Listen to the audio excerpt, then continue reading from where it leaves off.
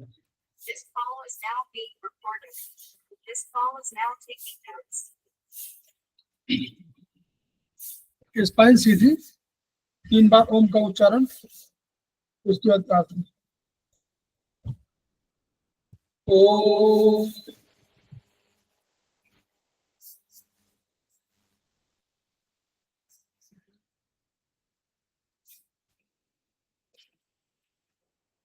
ओम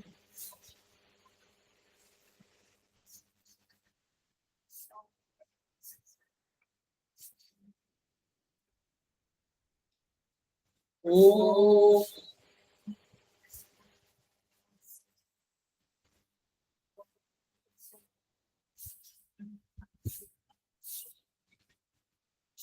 वह शक्ति हमें दो दयानिधि, कर्तव्य मार्ग पर डट जाए, पर सेवा पर उपकार में हम निज जीवन सफल बना जाए। वह शक्ति हमें दो दयानिधि, कर्तव्य मार्ग पर डट जाए।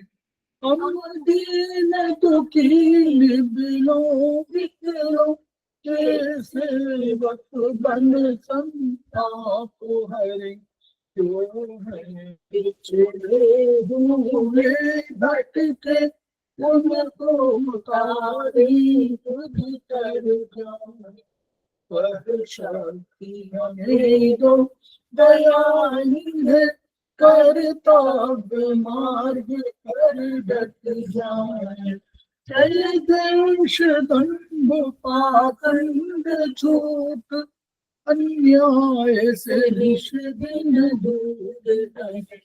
जीवन हो शुद्ध सरल अपना, शुचि प्रेम सुधारस बरसाए। वह शक्ति हमें दो दयानिधि, कर्तव्य मार्ग पर डट जाए। निज मान मर्यादा का प्रभु ध्यान रहे, अभिमान रहे। इस देव भूमि में जन्म लिया, बलिदान उसी पर हो जाए। वह शक्ति हमें दो दयानिधि, कर्तव्य मार्ग पर डट जाए।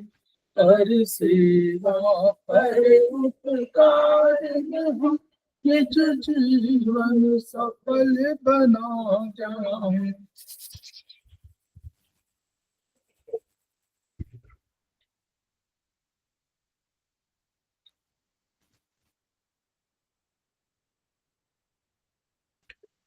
समवायी क्लासेस में आप सभी का स्वागत है। हमारे बीच में श्रीमती वर्षा श्रीवास्तव, उपाध्यक्ष समवायी फाउंडेशन उपस्थित है, उनका स्वागत है। हमारे बीच में रीता गांधी जी उपस्थित है, उनका स्वागत है। हमारे बीच में पुष्पा मोरे जी उपस्थित है, उनका स्वागत है। हमारे बीच में सी शर्मा जी सीनियर थेरेपिस्ट उपस्थित है, उनका स्वागत है। हमारे बीच में सत्यपति कुकरेती जी सीनियर थेरेपिस्ट उपस्थित है, उनका स्वागत है।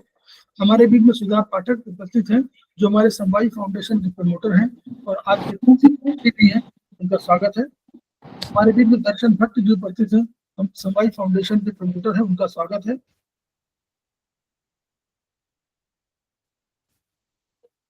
इसके अतिरिक्त अगर अन्य कोई ज्वाइन कर चुके हैं तो उनका भी स्वागत है।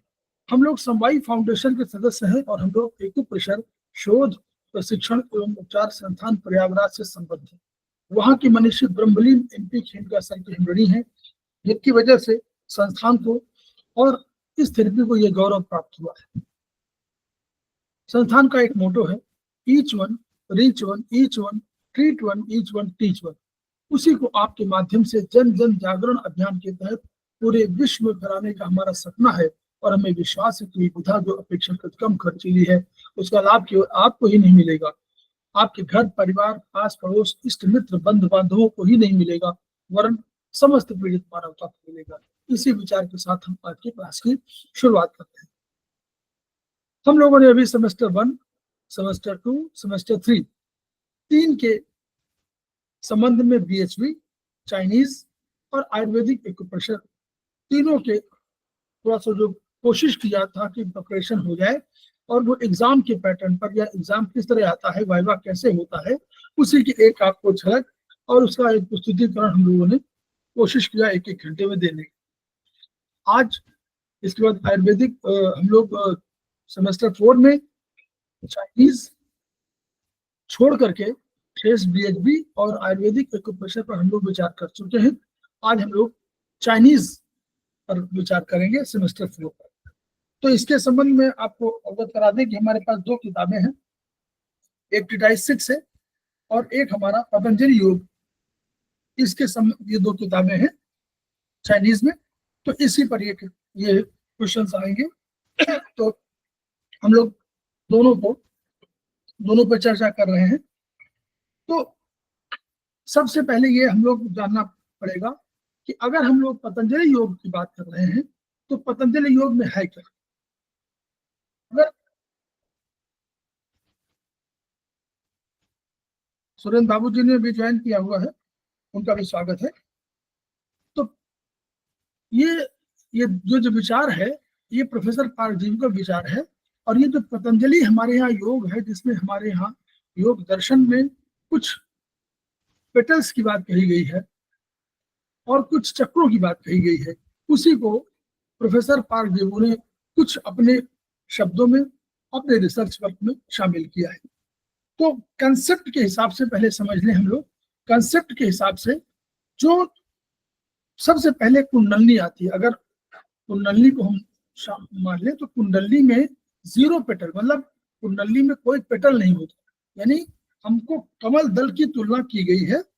तो जल के नीचे और जल के बाहर 2 अवधारणाएं के आधार पर हम लोग चिकित्सा को समझेंगे। कैसे? नीचे कुंडलनी है, सबसे नीचे जल के नीचे है, वो बिल्कुल अंधकार पूर्ण है, उसमें कोई पेटल नहीं, यानी उसमें कोई पंखुड़ियां नहीं है। इसके बाद हम लोग बात करेंगे मूलाधार की। मूलाधार में हमारी 4 पेटल्स है, यानी 4 हमारे उसकी पंखुड़ी है। फिर हम लोग और ऊपर आएंगे तो स्वाधिष्ठान। कैसे? ये कंसेप्ट भी कहां से आया है? सबसे पहले नीचे जब हम बात करेंगे तो हम कहेंगे जल है, तो शीतलता है, तो जल की बात हम लोग करेंगे, जल से उत्पन्न हुआ। जब थोड़ा सा और ऊपर आएंगे तो जल मूलाधार, फिर जल के और ऊपर आएंगे, जल में अंदर ही और ऊपर आएंगे तो हमको मिलेगा कंकड़ पत्थर, यानी ड्राइनेस एनर्जी मिलेगी, तो उसको हम लोगों ने स्वाधिष्ठान कहा है। तो स्वाधिष्ठान हो गया। तो स्वाधिष्ठान में पहले मूलाधार में 4 पेटल थे, तो उसकी संख्या के आधार पर शक्ति है, जितना जिसकी शक्ति है उतना ही उसके पास पेटल्स है, उसी से उसको दिखाने की कोशिश की गई है। तो 4 पेटल्स मूलाधार में और 2 और बढ़े हुए हैं, ये स्वाधिष्ठान में है और ड्राइनेस इसकी प्रतीक है, ड्राइनेस एनर्जी। फिर और ऊपर आएंगे तो आप देखेंगे जल में क्या है, कंकड़ पत्थर के साथ साथ मिट्टी, बालू, ये सब चीजें होती है। तो यानी ये है हमारी ह्यूमिडिटी वाला, तो ये ह्यूमिडिटी का प्रतीक है। और ये ह्यूमिडिटी की जो हम चक्र के रूप में कहेंगे, उसको हम लोग कहेंगे, कौन सा चक्र है ये पढ़ा बोलो? मणिपुर। यस, दर्शन भट्ट जी बोल रही है मणिपुर है, ये मणिपुर है। तो मणिपुर माने यानी इसकी ऊर्जा क्या होगी? मणिपुर की ऊर्जा ड्राइनेस नहीं, ह्यूमिडिटी। हाँ, इसका ह्यूमिडिटी होगी। उषा काला मैडम आ गई है, वो हमारे संवाद फाउंडेशन की प्रमोटर हैं और आज की क्लास की फैकल्टी भी है, उनका स्वागत है। अब हम लोग जल के ऊपर आ गए, तो जल के ऊपर जैसे इस बेस पर आ गए तो जल के ऊपर उसको अब क्या मिलेगी? वायु मिलेगी। तो वायु विंड एनर्जी, तो इसका नाम रूल रख दिया है अनाहत। तो जहां स्वाधिष्ठान में 6 है, वहां पर आपका इसमें 10 हो जाते हैं। इसमें स्वाधिष्ठान के ऊपर हमारे पास मणिपुर आया था, इसमें 10 हो जाते हैं। अब 10 के ऊपर हम लोग विंड में जब आए तो विंड को हम लोग अनाहत कह दिया, तो इसमें 12 पेटल्स हो गए। 12 पेटल्स, यानी इसकी ताकत और अधिक थी। फिर जब पिंड के ऊपर और ऊपर आया तो गर्मी महसूस हुई, गर्मी सूर्य की रोशनी मिलने लगी, तो गर्मी महसूस हुई, तो इसके पेटल हो गए 12 और इसका नाम हम लोग रख दिया विशुद्ध। और इसके ऊपर जब आए तो उसका नाम हम लोग रख दिया आज्ञा। आज्ञा आज्ञा में पटल हो गए 96 हो गए, 16 और 96 हो गए। तो 16 थे, विशुद्ध में 16 थे, उसके पहले या उसके बाद 96 हो गए। इसकी ताकत और बढ़ी और अंत में सहस्त्रार चक्र आया, जहां पर कि उसकी पेटल की संख्या 1000 हो गई। ठीक, तो ये कंसेप्ट जो है लिया गया था प्रोफेसर पारजू के उस विचार से, और अल्टीमेटली कहीं ना कहीं ये विचार जो है आपका हमारे भारतीय दर्शन में पतंजलि योग शास्त्र, तो इस कंसेप्ट के आधार पर हम लोगों ने ऊर्जा को रखा। प्रोफेसर पारजू ने इन्हीं की अवधारणाओं के अलग से 8 एनर्जी सिस्टम में, पहले हम चाइनीज में हम लोग पढ़ा था 6 एनर्जी सिस्टम, अब उन्होंने 8 एनर्जी सिस्टम कह दिया। और 8 एनर्जी सिस्टम में 2 कहा है, एक नीचे उन्होंने कहा लाइटनेस और एक उन्होंने कह दिया है डार्कनेस। तो डार्कनेस माने कुंडलनी, जिसको होमो चक्र कह दिया है, और हेट्रो चक्र को उन्होंने कह दिया है, उसका नाम लाइटनेस उसको कह दिया। इस अवधारणा पर हम लोग चल रहे हैं। अब तो अगर जब मणिपुर की एनर्जी को पूछे तो हमको कहना है ह्यूमिडिटी। अगर विशुद्ध चक्र का, अब कलर की बारे में बता दें थोड़ा सा। कलर का एक अवधारणा जो प्रोफेसर पारजेगू ने कहा है, वो कुंडलनी को उन्होंने डार्कनेस माना, तो डार्कनेस की एनर्जी उन्होंने कहा ब्लैक, डार्कनेस की जो कलर है वो ब्लैक कह दिया। इसी प्रकार अब आगे बढ़िए, मूलाधार को कोल्डनेस की एनर्जी, उसकी मूलाधार की एनर्जी कोल्डनेस कही, तो कोल्डनेस को उन्होंने कह दिया ब्लू, कोल्डनेस का रंग जो है ब्लू कह दिया। फिर स्वाधिष्ठान का उसी तरह जैसे हमने पढ़ा था, स्वाधिष्ठान में डार्कनेस है तो उसकी एनर्जी हम लोग माना था कलर ब्राउन, तो ब्राउन उन्होंने भी कहा। सारे मणिपुर माने आपका अगर आपका ह्यूमिडिटी का है तो उसका येलो, ये सब वही रहे। अंत में जो सहस्त्रार चक्र जो आया, जो उसकी एनर्जी उसको उन्होंने कलर कह दिया, व्हाइट कह दिया, बस ये अंतर है।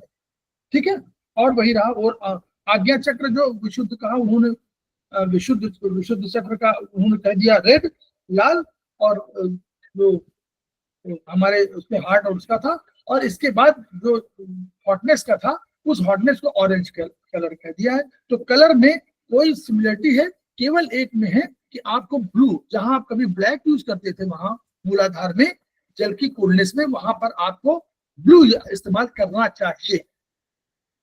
हालांकि कुछ लोग ब्लैक भी कर देते हैं, लेकिन नहीं, आपको ब्लू करना चाहिए प्रोफेसर पारजू के इस किताब के आधार पर।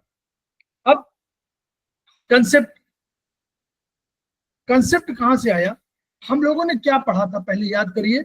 हम लोगों ने चाइनीज में पढ़ा था एक ऑर्गन क्लॉक टाइम था।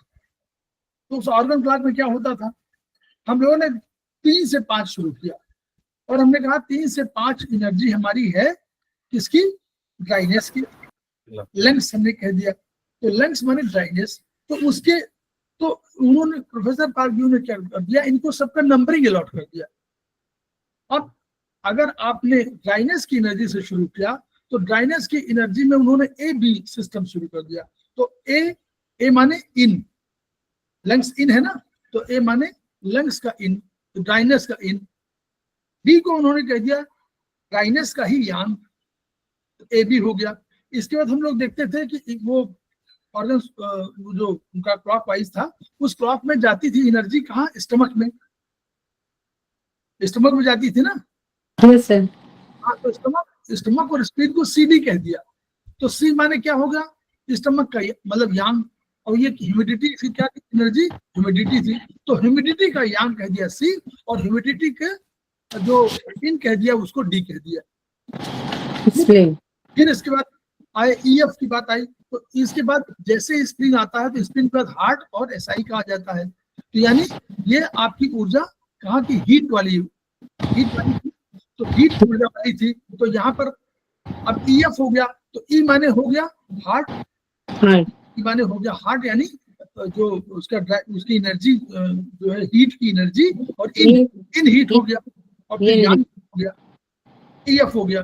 फिर जीएच, जब जीएच आए तो फिर हम लोग क्या देखा था आपने कि उस समय शीतलता आ गई थी, कोल्डनेस, और उसके किडनी और यूवी आ गए थे। तो क्योंकि पहले हमारी एनर्जी थी वो हार्ट के बाद एसआई आई थी, तो एसआई के बाद जब भी आया तो यूबी आया, तो यूबी में हो गया आपका जीएच में जी आ गया आपका यूबी कोल्डनेस, यांग कोल्डनेस, और एच आ गया हमारा इन कोल्डनेस। फिर इनके बाद फिर हम लोग आ गए, जब किडनी भी आ गए तो किडनी के बाद फिर पेरिकार्डियम आ गया और ट्रिपल वार्मर आ गया। तो जीएच के बाद आईजे हम लोग आ गया हॉटनेस में। तो उस हॉटनेस का जब कभी हॉटनेस का इन हम कह देंगे पेरिकार्डियम को, और हॉटनेस का यांग कह देंगे हम लोग वार्मर को। जब आईजे के बाद केएल आ गया, तो के हमारा आ गया गार्डर के लिए, और एल आ गया हमारा लीवर के लिए। ए से लेकर के एल तक की ये जो यात्रा है, ये वही यात्रा है जो हम लोगों ने, तो कभी कंफ्यूज मत करिएगा। अब फॉर्मूला समझ लीजिए, मैं उसको बोल रहा हूं ऐसे, आधे हील तो इन है, ADEHIL, ये तो इन है। तो जब कभी आपको कभी चक्र के बारे में कोई पूछे तो आप बोलेंगे, हमने प्रोनाउंसिएशन के लिए आधे हील तो इन है, यानी ADEHIL तो इन। तो यानी ये जो अंक हैं वो इन के लिए आवंटित है, और शेष जो आपके अंक हैं वो आपके एल तक, ए से एल तक की यात्रा है। इसी यात्रा में आपको देखना है, तो आधे हील तो इन है, तो एक ये हो गया। इसी आधार पर इसी क्लॉकवाइज के आधार पर अगर हम बात करेंगे तो हमारा चक्रों का जो सिस्टम है वो कैसे बनेगा। स्वा मणिपुर विश्वमूला है, और आज्ञा तेरी अनाहत, मतलब स्वाधिष्ठान, फिर मणिपुर, फिर विशुद्ध, फिर मूलाधार, फिर आज्ञा, फिर अनाहत, यही क्रम बनेगा इसी क्लॉक के हिसाब से। तो स्वा मणिपुर विश्व मूला है, और आज्ञा तेरी अनाहत है। तो ये 6 जो एनर्जी सिस्टम में है, तो उसी एनर्जी सिस्टम में है पहले स्वाधिष्ठान, फिर मणिपुर, फिर विशुद्ध, फिर मूलाधार, फिर आज्ञा, फिर अनाहत। इस रूप में हम लोग इसको पूरा समझते हैं। ऐसे ही नॉमेनक्लेचर पे आएगा ए बी, ए किसका है, बी किसका है। आपको मणिपुर का, अगर मणिपुर को इन करना हो तो किस में होगा, तो आपको इन ऑर्गन, यांग ऑर्गन के बारे में यही अवधारणा काम आएगी कि आप ABCD से लिख लीजिए। तो ए जो होगा ADEHIL, ये इन होगा, शेष यांग हो जाएगा, और आधार यही रखेंगे, स्वाधिष्ठान, मणिपुर, विशुद्ध, मूलाधार, आज्ञा, अनाहत, इस क्रम में आप इसको रखें। कभी कभी ये पूछ लिया जाता है कि ये जैसे यहाँ पर सहस्त्रार चक्र में जो एंडोक्राइन सिस्टम है, देखिए एंडोक्राइन सिस्टम में थोड़ा सा परिवर्तन किया है उन्होंने। हमारे जो कुंडलनी है उस पर जो है पीनियल बॉडी को, यानी पीनियल ग्लैंड को वहां पर रख दिया गया है, और सहस्त्रार में हम लोगों ने वही रख दिया है हाइपोथैलेमस। और मोर और लेस अब थोड़ा सा अंतर है, जैसे पिट्यूटरी, आज्ञा में पिट्यूटरी को डाल दिया है, और विशुद्ध में थायराइड, उसी लोकेशन के हिसाब से। और पैंक्रियाज, जैसे अगर मूलाधार में पहले लेते थे टेस्टिस ओवरीज, वही है। फिर एड्रिनल ग्लैंड को लेते थे स्वाधिष्ठान में, वही है। फिर तीसरा मणिपुर में है पैंक्रियाज, चौथा थाइमस, पांचवा थायराइड, और छठवां आपका पिट्यूटरी, और सातवां आपका हाइपोथैलेमस। एक से लेकर सर कुंडलिनी का, सर पीनियल ग्लैंड तो आईब्रो के बीच में है, कुंडलिनी का ये जगह कहाँ होगा, लोकेशन कहाँ होगा बॉडी में। कुंडलनी को जो कंसेप्ट लिया गया है, तो कुंडलनी सहस्त्रार चक्र दोनों एक दूसरे के साथ जुड़े हुए हैं, तो वो उसको मेरिडियन, उसको होमो और हेट्रो से मानते, वो हेट्रो है, ये होमो है। ये होमो चक्र जुड़े रहने का मतलब लोकेशन भी एक जगह है या दूर दूर रहकर जुड़े हुए हैं सर? नहीं, उन्होंने दोनों जगह नीचे माना है, लेकिन अल्टीमेटली उन्होंने कहा, कभी कभी इसको कह दिया कि नाभि से रिप्रेजेंट होती है, और कहा कि सहस्त्रार चक्र दोनों यहीं से ऊर्जा लेते हैं, कि सहस्त्रार को हस्बैंड के रूप मतलब फादर के रूप में या मदर फादर के रूप में माना है और कुंडली को मदर के रूप में, और कहा कि सारे जो और चक्र हैं वो इसी कुंडली के स्वरूप है, अनेक स्वरूप है। तो वो इस रूप में और इस अवधारणा के आधार पर उन्होंने सहस्त्रार चक्र को हेट्रो और इसको होमो माना और कहा ये दोनों जुड़े हुए हैं, इसलिए बहुत अंतर इन पे नहीं माना। कहा कि कुंडली हर रूप हर जगह है, क्योंकि बिना कुंडली को जागृत किए हुए आगे के कोई चक्र आप जान नहीं सकते। इसलिए अवधारणा ये क्योंकि फिलोसफिकल अवधारणा है, इस पर हम कोई कमेंट नहीं कर पाएंगे। ठीक है सर। है ना, ठीक। तो इस तरह थोड़ा सा इस ये पेज नंबर है 75, टेबल नंबर 2, 8 ओरिजिन टेबल, इसको जरूर थोड़ा सा पढ़ लीजिएगा, विचार कर लीजिएगा। और इसके बाद जब कभी ट्रीटमेंट का पैटर्न आए तो आपको ये पेज नंबर 81 जरूर देखना पड़ेगा बस, ठीक है। तो हम लोग आगे इसी पर चर्चा करेंगे। तो विशुद्ध चक्र का हम लोगों ने अगर सिडेशन की बात करें, विशुद्ध चक्र, विशुद्ध माने हीट, विशुद्ध माने हीट हुआ ना, तो हीट का अगर हम लोग सिडेशन करें तो कौन सा कलर इस्तेमाल करना चाहिए?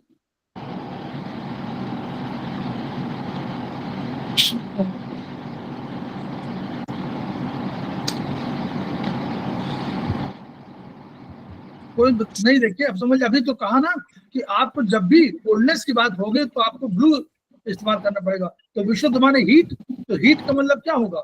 जैसे आप रेड कलर, राइट। कोल्डनेस के लिए आप ब्लू लगाएंगे, रेड हुआ हैं? रेड से चूज करेंगे सर, रेड से टोन करेंगे, सिडेशन ब्लू से ब्लैक होगा, ब्लैक नहीं ब्लू ब्लू नहीं, क्योंकि हम लोग अवधारणा चेंज करेंगे ना। हम लोगों ने कहा कि डार्कनेस का ब्लैक है और कोल्डनेस का ब्लू है, इनकी अवधारणा के हिसाब से, तो यानी हमको ब्लू करना पड़ेगा। जब भी विशुद्ध चक्र को हम लोग करेंगे तो हम लोग ब्लू का इस्तेमाल करेंगे, ये इनकी अवधारणा के हिसाब से। अच्छा, CV1 से CV3 तक अगर कोई लोकेशन देखी जाए, लोकेशन भी इसमें दिया हुआ है, तो वो लोकेशन हमारी आएगी किसकी? मूलाधार की। मूलाधार। CV1 से CV3 तक मूलाधार की लोकेशन, सबकी लोकेशन भी इसमें इस पेज में दी हुई है। उसी के 81 के पहले ही सबकी लोकेशन भी दी हुई है, वो भी आप लोग देख लीजिएगा एक बार, क्योंकि उसमें लोकेशन भी कभी कभी आता है। जैसे लोकेशन वाइज देखिए, लोकेशन CV1 से लेकर 3 तक आपका मूलाधार है, और C4 और 6 के बीच में, C4 to C6 के बीच में आपका स्वादिष्ठान है। फिर मणिपुर आपका स्टमक वाले में CV12 और 13 के आसपास, 12-13 के बीच में आपका आगे मणिपुर। अनाहत आपका CV17 आ रहा है। CV17 हम लोग जान रहे हैं कहाँ पर है? दोनों सर दोनों निपुण के बीच में है, बीच में। ये हमारा है अनाहत है। और इसके बाद विशुद्ध चक्र हमारा CV21, 22 आ रहा है गले में, जहाँ गले में ये थायराइड ग्लैंड वगैरह है। yes, और DU मतलब गवर्नेंस बेसल 23-24 ये हमारा आ रहा है आज्ञा चक्र में। तो ये हम लोग यहीं पर आएगा, जहाँ बिंदी लगाती है उसी के आसपास आना चाहिए। और DU20 सहस्त्रार, ये आपका चुटके वाला है गवर्निंग बेसल 20, ठीक है। इसी तरह हम लोग का ये लोकेशन भी पूछा जाता है, तो आप लोग लोकेशन समझ लीजिए। अब किडनी देखिए, अब किडनी संबंधी चक्र ये आप सुन लीजिएगा। मेरे हिसाब से जो लोकेशन इसमें, एक लोकेशन 2-3 पेज में और दिया हुआ है, उसमें मत जाइएगा। तो लोकेशन चक्रा एसोसिएटेड ऑर्गन पार्ट्स और चक्रा और ये जो है इस पर बहुत मत जाइएगा। और पेज नंबर 75 पर अभी अधिक ध्यान दीजिएगा, इसके आधार पर आप समझिएगा। जैसे किडनी संबंधी चक्र, किडनी का चक्र किताब के हिसाब से आपका आएगा स्वादिष्ठान में।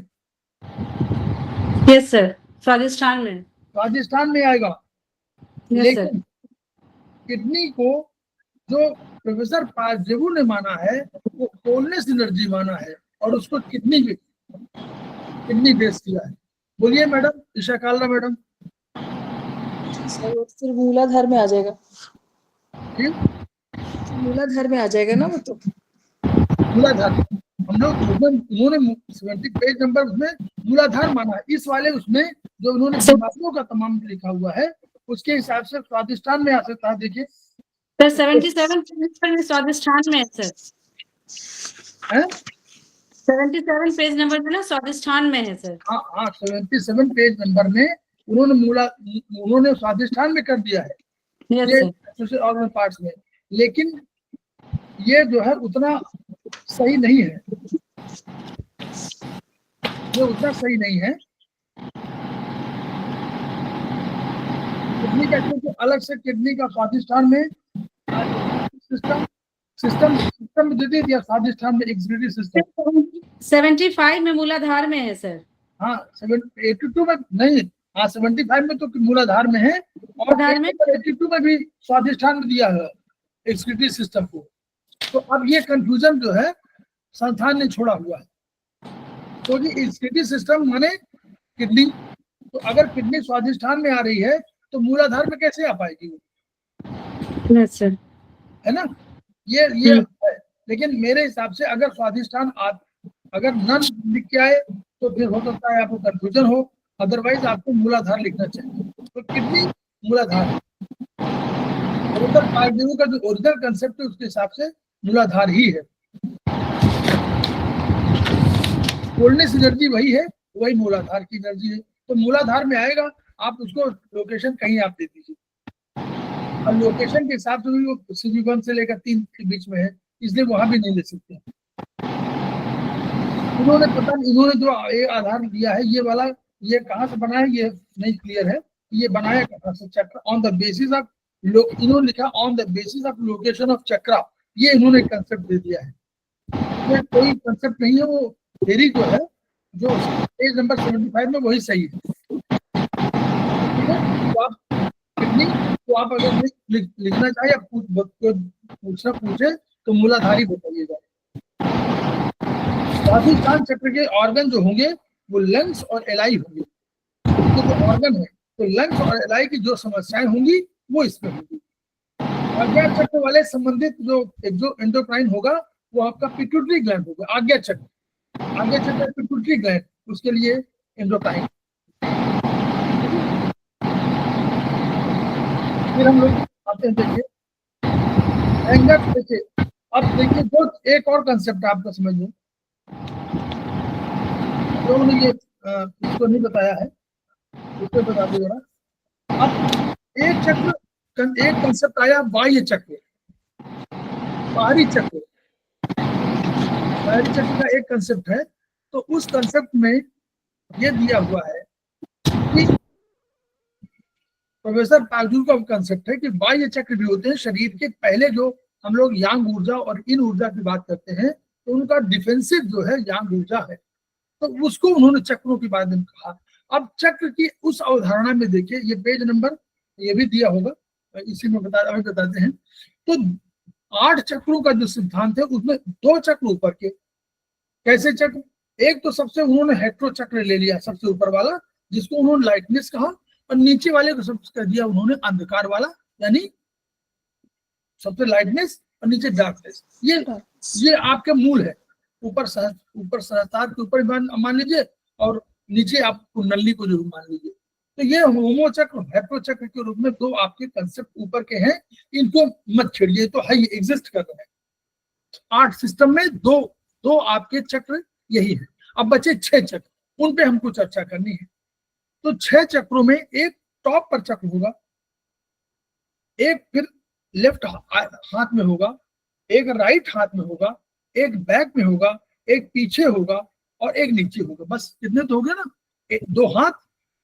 2 हाथ और आगे पीछे, लेफ्ट राइट मतलब लेफ्ट राइट शरीर में ऊपर, लेफ्ट राइट आगे पीछे 5 हो गए और नीचे 6। तो ये आपको ये कंसेप्ट लेके चलना है। अब कैसे देखिए, सिंपल तरीका समझ लीजिए। टॉप में अब याद करिए, हमने पहले कहा कि जल है, जल के ऊपर क्या है, अभी बताया था, जल के ऊपर विंड है, विंड के ऊपर हीट है, हीट के ऊपर हॉटनेस है, यही तो कहा था। यानी टॉप की जो टॉप वाला होगा उसकी ऊर्जा क्या होगी? सर यांग हॉटनेस यांग एनर्जी होगी सर। उसके ऊपर ऊर्जा हॉटनेस होगी। तो एक चक्र ऊपर का हो गया, क्या हो गया? उसका नाम हुआ है हॉटनेस। ठीक, पेज नंबर बता देता हूँ किस नंबर पर है। ये पेज नंबर आपको 33 में मिलेगा। ठीक है, तो जो सहस्त्रार चक्र है जिसको हम लोग सबसे ऊपर बोले हुए, तो दो एनर्जी सिस्टम, एक कुंडली, तो दो एनर्जी सिस्टम में उनको हम लोग मान रहे होमो चक्र, हेटेरो चक्र। तो इनका छोड़ दीजिएगा, इन पे चर्चा मत करिए, आप छोड़ दीजिए। जैसे हम लोग कहते थे कि इसमें दो थंब को छोड़ दीजिए, इन पे अपने एस्टेब्लिश कर दीजिए। अब बचा एक टॉप का, तो टॉप में हॉटनेस। अच्छा, अब याद करिएगा, जल के ऊपर यांग है और जल के नीचे बोलिए इन है।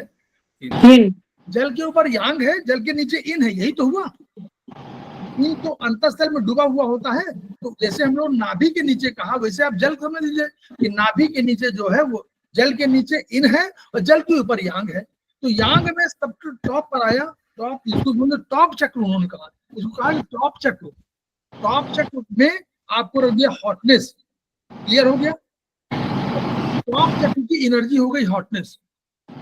फिर अब यांग में आना है, तो अब बताइए, नीचे आना चाहे तो उसको कहाँ जाना चाहिए? लेफ्ट में या राइट में? लेफ्ट में। तो लेफ्ट यांग है, तो ऊपर से आई तो ये लेफ्ट में यांग हो गया, तो इसका नाम उन्होंने ये कह दिया लेफ्ट चक्र। एनर्जी क्या हो गई? हीट हो गई, और हॉटनेस थी, इसकी एनर्जी हीट हो गई।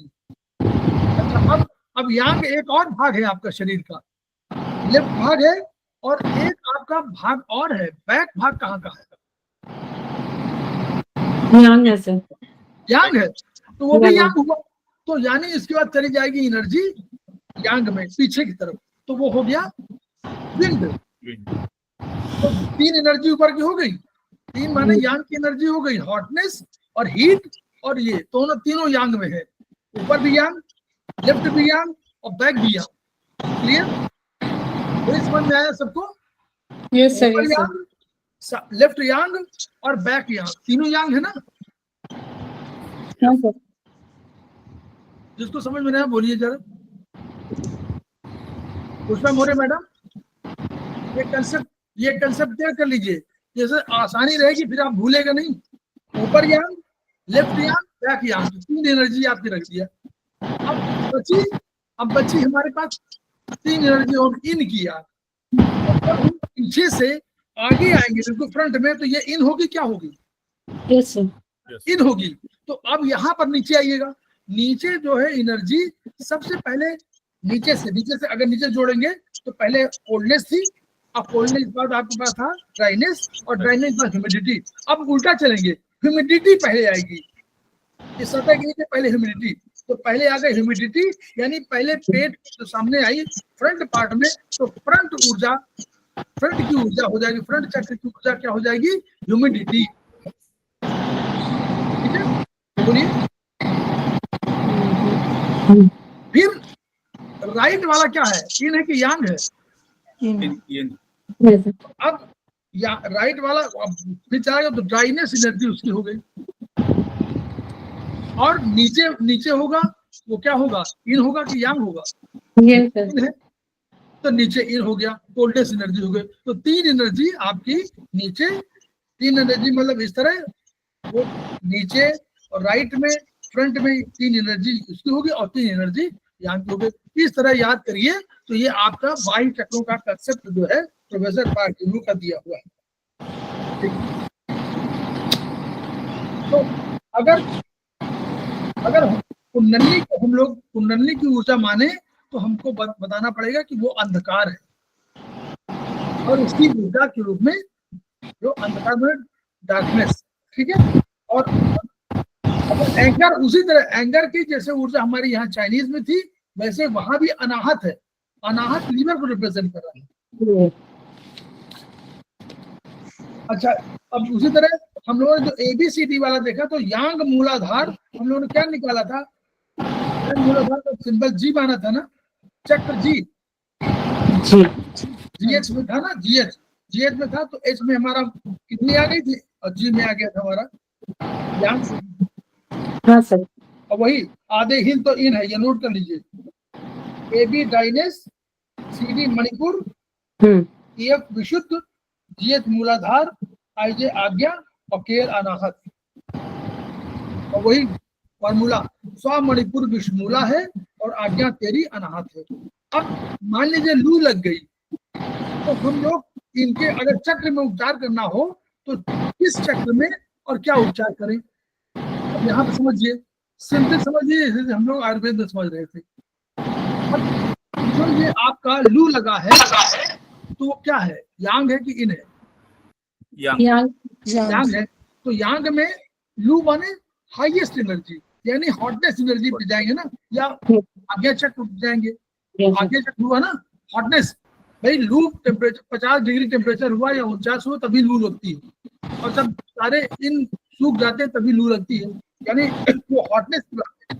तो हॉटनेस पे जब हुआ तो हमको आज्ञा चक्र में ट्रीट करना चाहिए। फर्स्ट वेयर टू ट्रीट यानी आज्ञा चक्र।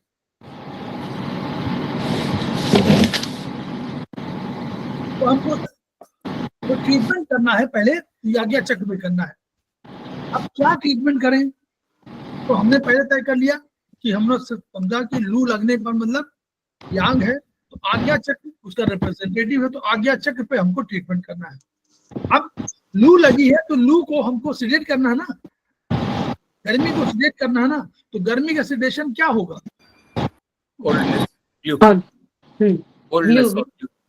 हाँ कोल्डनेस। तो कोल्डनेस में कोल्डनेस रंग बताइए, ब्लू। तो ब्लू आज्ञा चक्र में अगर आप ब्लू रख देते हैं तो आपका काम बन जाएगा, हो गया। ऐसे हम लोग ऐसे तो समझेंगे आप लोग। साइज के आधार पर बताया गया है कि साइज के आधार पर चक्र की अलग अलग साइज में दीर्घ, सबसे बड़े वाले दीर्घ, फिर लघु, सूक्ष्म वगैरह उसी तरह है जैसे हमारे चाइनीज में 5 शू पॉइंट वाले हैं। तो 5 शू पॉइंट का पहला जो पॉइंट था वो क्या था, उसके नाम, तो पहले लोग पहले ट्रीटमेंट करते थे इमरजेंसी में, ट्रीटमेंट वाले जिंगवेल, यस जिंगवेल, तो जिंगवेल वाले, तो जिंगवेल पॉइंट की तरह सब है, मतलब सबसे सूक्ष्म वाले, और लघु सब कंसेप्ट उसी तरह है। लोकेशन के आधार पर अंतःचक्र बाह्यचक्र, जो हम लोग पहले चर्चा किए वो अंतःचक्र थे, और बाद में जो हम लोगों ने लेफ्ट राइट वाला किया वो बाह्यचक्र है। क्लियर? कंसेप्ट है कि नीचे से मूलाधार, फिर स्वादिष्ठान, फिर मणिपुर, और फिर नीचे से और ऊपर आए तो अनाहत, फिर विशुद्ध, फिर आज्ञा, फिर सहस्त्र, चारों अंतःचक्र आ गया। फिर फीमेल यूट्राइन थायरॉइड का उपचार आपको मूलाधार में करना पड़ेगा। मूलाधार में आपको ये सब उपचार आपको उसी पेज में मिलेगा 82 में। फीमेल यूट्राइन थायरॉइड का उपचार मूलाधार में करना पड़ेगा। कॉन्स्टिपेशन का ट्रीटमेंट आपको स्वादिष्ठान में करना पड़ेगा। डिसेंट्री का स्वादिष्ठान में करना पड़ेगा। डायरिया का स्वादिष्ठान में करना पड़ेगा। ब्रेन का हाइपोथैलेमस है, तो हाइपोथैलेमस है उसको माना गया है, तो हाइपोथैलेमस का उपचार सहस्त्रार चक्र में होगा। दूसरा आपका डायसूरिया, एन्यूरिया मतलब यूरिन के संबंध में कोई होगा वो स्वादिष्ठान में करना पड़ेगा। फिर मणिपुर में कौन कौन होगा, diabetes, gastritis, hepatitis, belching, inability to concentrate. अब जो लोग पूछ रहे थे कि कंसंट्रेशन के लिए हो तो चक्रों में ये उपचार है। मणिपुर पर अगर कंसंट्रेशन की कोई कमी हो रही है तो मणिपुर पर आपको ट्रीटमेंट देना पड़ेगा।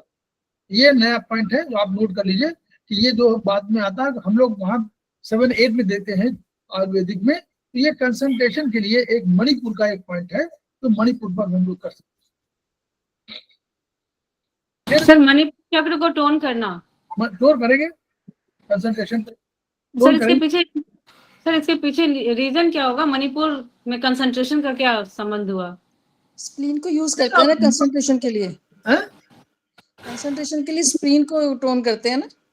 हाँ वही, मतलब वो भी तो कहा भाई, ऐसा विचार देखिए, वो भी तो पहले एनर्जी है, और विचारों पर वो हम कहते हैं बहुत सोचने वाले, सोच विचार करने वाले आदमी होते हैं, तो स्प्लीन प्रभावित होती है, लिखा ना, स्प्लीन के चैप्टर में लिखा हुआ है। तो वही वही आप यहाँ भी आइडिया है। देखिए लिया जो ये कंसेप्ट ये बनाया है, ये मिक्स बनाया है ना, ऐसा मत सोचिए ऐसा वहां लिखा होगा, लेकिन उन्होंने कुछ लिखा होगा, कुछ इन्होंने on the basis of Chinese and Ayurvedic occupation mix कर दिया। ये सर उसमें LU9 को टोन करते थे ना, शुरू में ही आपने बताया था LU9 को टोन करते हैं TCM में कंसंट्रेशन के लिए या किसी भी चीज को याद रखने के लिए, इसलिए पूछा। कंसंट्रेशन के लिए आयुर्वेदिक में तो उसमें करते थे, हाँ चाइनीज में LU9 भी कर सकते हैं, LU9 सर LU9 को शुरू में ही बताया था ना आपने कि LU9 को टोन करके बैठा करो क्लास में। H9 को भी करते हैं, H9 को। H9 हार्ट का पॉइंट है। Yes sir. H9 को LU11 तो हम लोग सिलेक्ट करते हैं फॉर रिट्रीविंग ऑफ मटेरियल्स, तो रिट्रीव करना हो कोई चीज, H9 पुराना हमने पढ़ा हुआ है, आपको लेक्चर देना है, तो अब आपको पुराना जो कोई पढ़ा हुआ होगा वो भी बताना पड़ेगा, तो LU11 को सिलेक्ट करना है और H9 को टोन करना। H9 टोन करना है नॉर्मली, आपको जो सुनना है समझना है, तो आपको कंसंट्रेट करने के लिए, तो वो है आयुर्वेद में कैसे। और चक्र में सर स्प्लीन को करेंगे। हाँ स्प्लीन को भी करते हैं। स्प्लीन तो बहुत सभी तरह की सुरक्षा की जिम्मेदारी वही लेती, पहली एनर्जी तो वही है, मतलब चाइनीज के हिसाब से पहली एनर्जी वो है, किडनी के अलावा बाद में तो वही एनर्जी है पोस्ट हेवन की। फिर अनाहत में कौन कौन करेंगे, सर्कुलेटरी डिसऑर्डर, मतलब हार्ट की हो, ब्रीदिंग ट्रबल, कार्डियोवास्कुलर, नमनेस और पाल्पिटेशन। अब हम लोग आज्ञा चक्र में भी HBP का इलाज करते हैं, ईशा काला मैडम, हम लोग अनाहत में भी कर सकते हैं, हम लोग अनाहत में भी कर सकते हैं on the basis of this book, क्योंकि हम आज्ञा चक्र में तो कर रहे हैं HBP, वो ब्रेन के ट्रीटमेंट के कंसेप्ट में है, लेकिन अनाहत चक्र में सर्कुलेटरी सिस्टम को जिम्मेदार माना गया, तो वहां भी हो सकता है। पाल्पिटेशन भी है, कार्डियोवास्कुलर डिसऑर्डर भी है। उसी तरह विशुद्ध चक्र में क्या होगा, वॉइस बॉक्स की समस्या है। विशुद्ध चक्र देखिए, वॉइस बॉक्स की समस्या है, स्पीच का डिसऑर्डर, इसको विशुद्ध चक्र में करेंगे। थायराइड और पैराथायराइड विशुद्ध चक्र में करेंगे, यहीं पर होता है। और क्राइसिस ऑफ लाइफ बहुत महत्वपूर्ण है, क्राइसिस ऑफ लाइफ अगर हो तो उनको विशुद्ध चक्र में करना पड़ेगा। विशुद्ध चक्र माने हीट, यानी क्राइसिस ऑफ लाइफ है, ऐसा आपको जीवन मरण का कोई प्रश्न है जो आपको बांधे हुए है, तो उसमें आपको हीट से विशुद्ध चक्र की शरण में जाना पड़ेगा। ये बहुत बड़ा पॉइंट है, बहुत वेल डिफाइंड नहीं है, लेकिन डिफाइंड इतना ही है कि क्राइसिस ऑफ लाइफ मतलब हुआ कि आपको कोई ऐसी दुविधा हो रही है जिसमें आपको जीवन मरण का प्रश्न है, उस पर आपको इस पर विशुद्ध चक्र में जाना चाहिए। फिर आज्ञा में पिट्यूटरी है और सेरेबेलम है, पिट्यूटरी और सेरेबेलम याद रखिएगा, और ANS से संबंधित है, ऑटोनोमिक नर्वस सिस्टम से। तो अगर कभी ऑटोनोमिक नर्वस सिस्टम की बात करनी हो तो आप आज्ञा चक्र को लगाएंगे, तो वो ऑटोनोमिक सिस्टम बैलेंस होगा। कोई व्यक्ति अपने में सीमित है और वो समाज की परवाह नहीं कर रहा है, मेरा समाज जाए भाड़ में, अगर ऐसी सोच वाले हैं तो उसको भी आज्ञा चक्र को ट्रीट करना पड़ेगा। गवर्निंग चक्र की तरह है। और ओवरी, और देखिए एक और चीज है, ओवरी का तो आप लोग कर रहे हैं वहां पर पहले पर मूलाधार पर, लेकिन अगर कहीं कोई ऐसी डिसफंक्शन जो तय नहीं हो पा रही है तो उसको भी आज्ञा चक्र से ट्रीट करेंगे, यानी वही ब्रेन का ट्रीटमेंट। जैसे वहां हम लोग आयुर्वेदिक एक्यूप्रेशर में कहते हैं कि जब कोई समझ में ना आए तो हम लोग ब्रेन का ट्रीटमेंट करना चाहिए।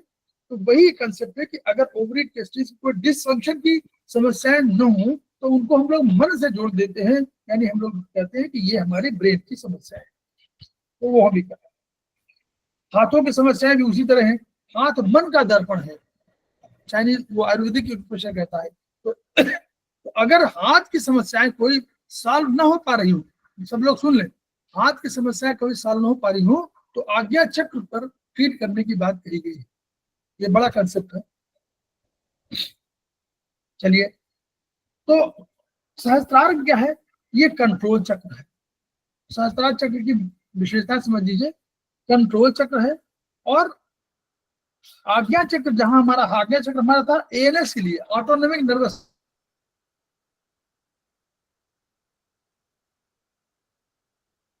सिस्टम के लिए,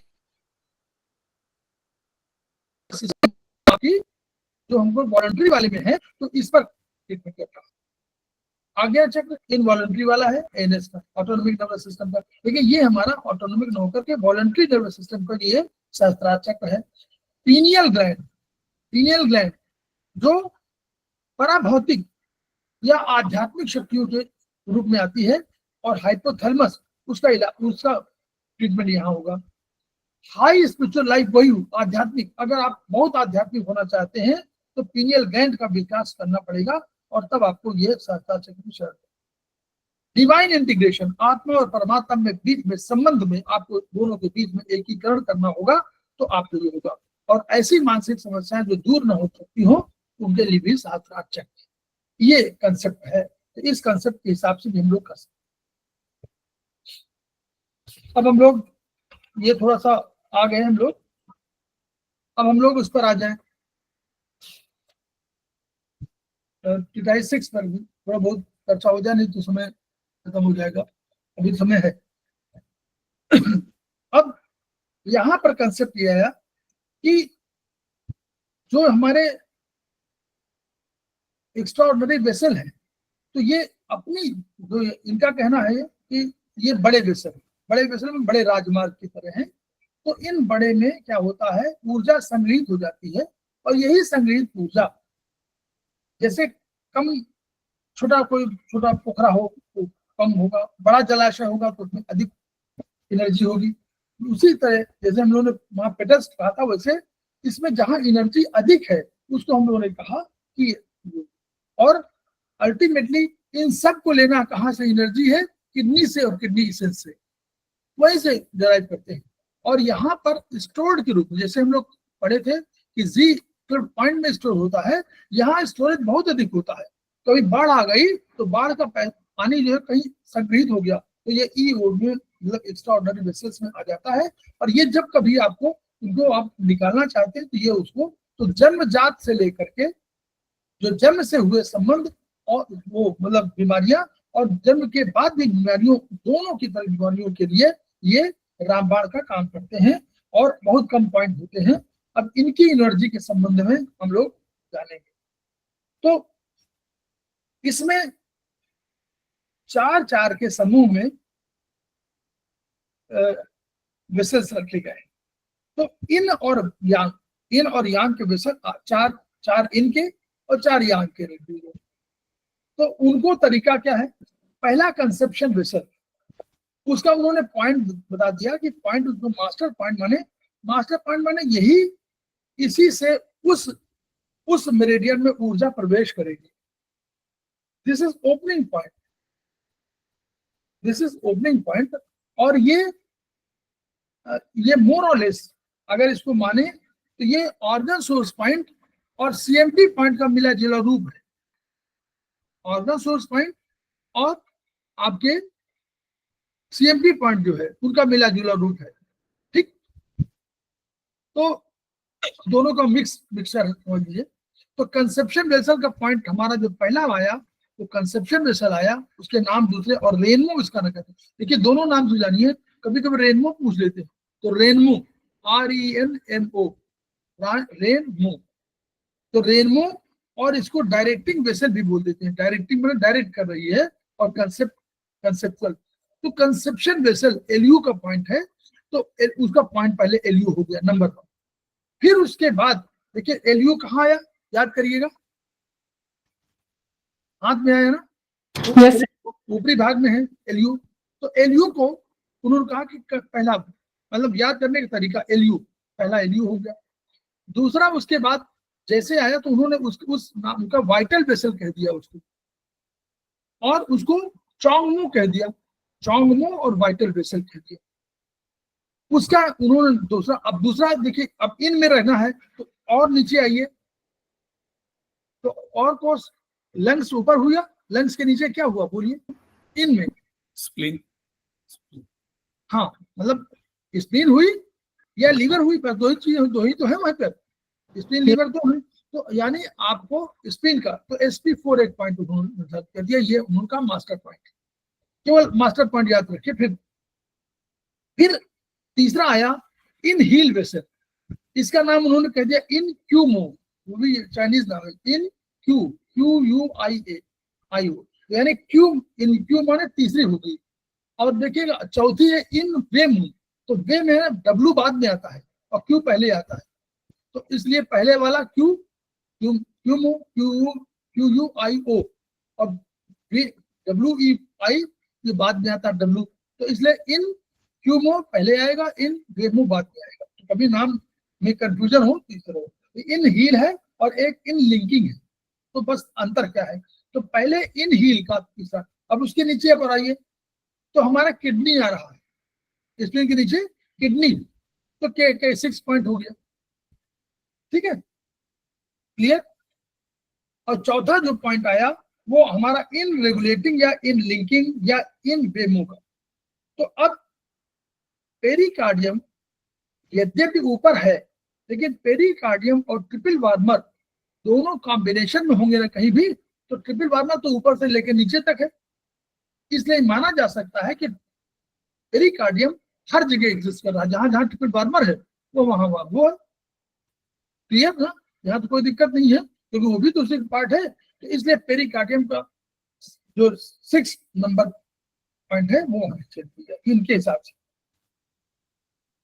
तो 4 ही तो पॉइंट है, 4 ही पॉइंट, 4 पॉइंट इधर हो गए।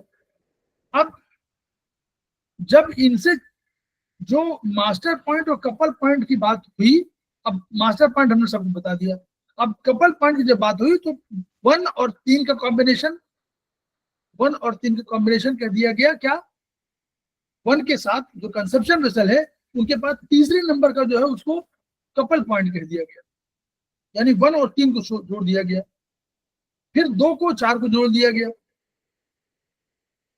और जब नीचे के मतलब इन हील की बात आई तो इन हील का जो मास्टर पॉइंट था उसको पहले वाले जोड़ दिया गया, तो वो मास्टर पॉइंट ये हो गया और कपल पॉइंट वो हो गया, मतलब जहां पोजीशन बदल दिया। और फिर आपका इन वेमो में पहले वाला P6 हो गया और दूसरा वाला आपका, ठीक है, बोलिए समझ में आ रहा कि नहीं? आप लोग नए लोग बताइए, पुराने लोग तो जान ही रहे। सर चांगमो रैनमो, ये थोड़ा एक बार और कीजिए, कैसे इसको, क्योंकि थोड़ा कंफ्यूज करता है, नाम ही याद नहीं होते, बाकी मैं क्या कहूँ। नाम देखिए, नाम से तो नाम को आपको जानना पड़ेगा, नाम जानिए और बस कॉम्बिनेशन समझ लीजिए कि पहले 3 2 4 और फिर 3 1 और फिर 4 2, इस तरह ये वाला कॉम्बिनेशन बनेगा, ऐसे आप समझिए इनको। तो इस वाले का जो पहले वाले का है वो 3 से जोड़ दीजिए, तो पहले वाला आपका मास्टर पॉइंट है और दूसरा हो जाएगा कपल पॉइंट। और जब तीसरे की बात करेंगी तो तीसरे वाला का मास्टर पॉइंट हो जाएगा और पहले वाला कपल पॉइंट हो जाएगा, ठीक। अब आया चौथा, अब इधर आइए यांग में, तो पहले हो गया गवर्निंग वेसल, गवर्निंग वेसल होगा, इसको डूमो कहा गया, DUMO, डूमो। तो इसका पॉइंट रखा गया SI3। अब देखिए स्मॉल इंटेस्टाइन भी ऊपर ही कहीं है ना हाथों में, स्मॉल इंटेस्टाइन, तो वो हम SI3 हो गया। फिर दूसरा आया बेल्ट मेरिडियन, एकमात्र मेरिडियन है जो हॉरिजॉन्टल मेरिडियन है, एकमात्र मेरिडियन जो हॉरिजॉन्टल मेरिडियन, इसको बेल्ट मेरिडियन कहा गया या गडल मेरिडियन कह दिया गया। इसका फिर देखिए, फिर क्या आया, SP4 बाद नीचे क्या है, कार्पेटर, लीवर के साथ गार्ड है दूसरा वाला नीचे, तो GB 41 हो गया।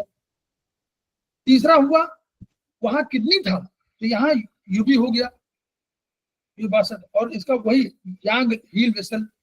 और चौथा हो गया यांग रेगुलेटिंग, तो जैसा P6 था वैसे ही ट्रिपल वार्मर 5 हो गया। पहले से दूसरे को तुलना कर लीजिए, बहुत सरल है। पहले में LU7 किया तो SI कर लीजिए, दूसरे में SP4 किया तो उसके बगल में देखिए क्या है GB 41 हो गया, तीसरे में K6 है GB 62 हो गया उसी का है, और वहां P6 है तो ट्रिपल वार्मर 5 हो गया। तो इस तरह 4 हो गए, इनके कॉम्बिनेशन उसी तरह बने, ये आपको समझ रहा है। अब फिर क्या है, ऐसे बना तो पहला कंसेप्शन वेसल का थोड़ा समझ लीजिए, बस अधिक नहीं, थोड़ा कंसेप्ट समझ लीजिए। जो कंसेप्शन वेसल का काम क्या है, दो बहुत बड़ी मेरिडियन है, वेसल बहुत बड़ी है। कंसेप्शन वेसल यानी कंसीव करने वाला जो पॉइंट है, उससे संबंधित रिलेटेड जितने भी प्रॉब्लम है वो इसमें जुड़े। कंसेप्शन वेसल का संबंध भौतिक और पराभौतिक दोनों में मान लीजिए आप। भौतिक माने कंसीव करना, पराभौतिक माने किसी विचार को ग्रहण कर, किसी विचार को जन्म देना, किसी विचार को स्थायी कर, किसी को स्थायी को धारण कर, है ना। वहां भी है कंसीव करना और धारण करना, दोनों में जुड़ा हुआ है। उससे रिलेटेड जितनी समस्याएं हैं वो आपको, प्लस जो हम लोग चाइनीज दर्शन में पढ़ते थे कि हीट, कौन सी हीट पढ़ते थे, 2 हीट हैं, 2 हीट कहलाते हैं ना हम लोग, कहते हैं ये हीट कंडीशन है। बोलिए सरिता जैन मैडम, आप वो बताइए। सर स्टमक हीट, हाँ जी सर, स्टमक हीट। हीट के 2 और एम्प्टी हीट। हाँ, हीट के 2 प्रकार है, एक एम्प्टी हीट और एक फुल हीट। तो जो एम्प्टी हीट है जिसमें वास्तव में हीट नहीं होती, आभासी हीट होती है। क्यों? क्योंकि क्या बोलिए, क्योंकि यांग कम हो अपनी गया, जगह पर है, इन कम हो जाता है। कम हो गया। यांग है, ये इन है, मेरा राइट वाला इन है, यांग अपनी जगह पर है लेकिन इन कम हो गया है, तो इसलिए आपको गर्मी लग रही है।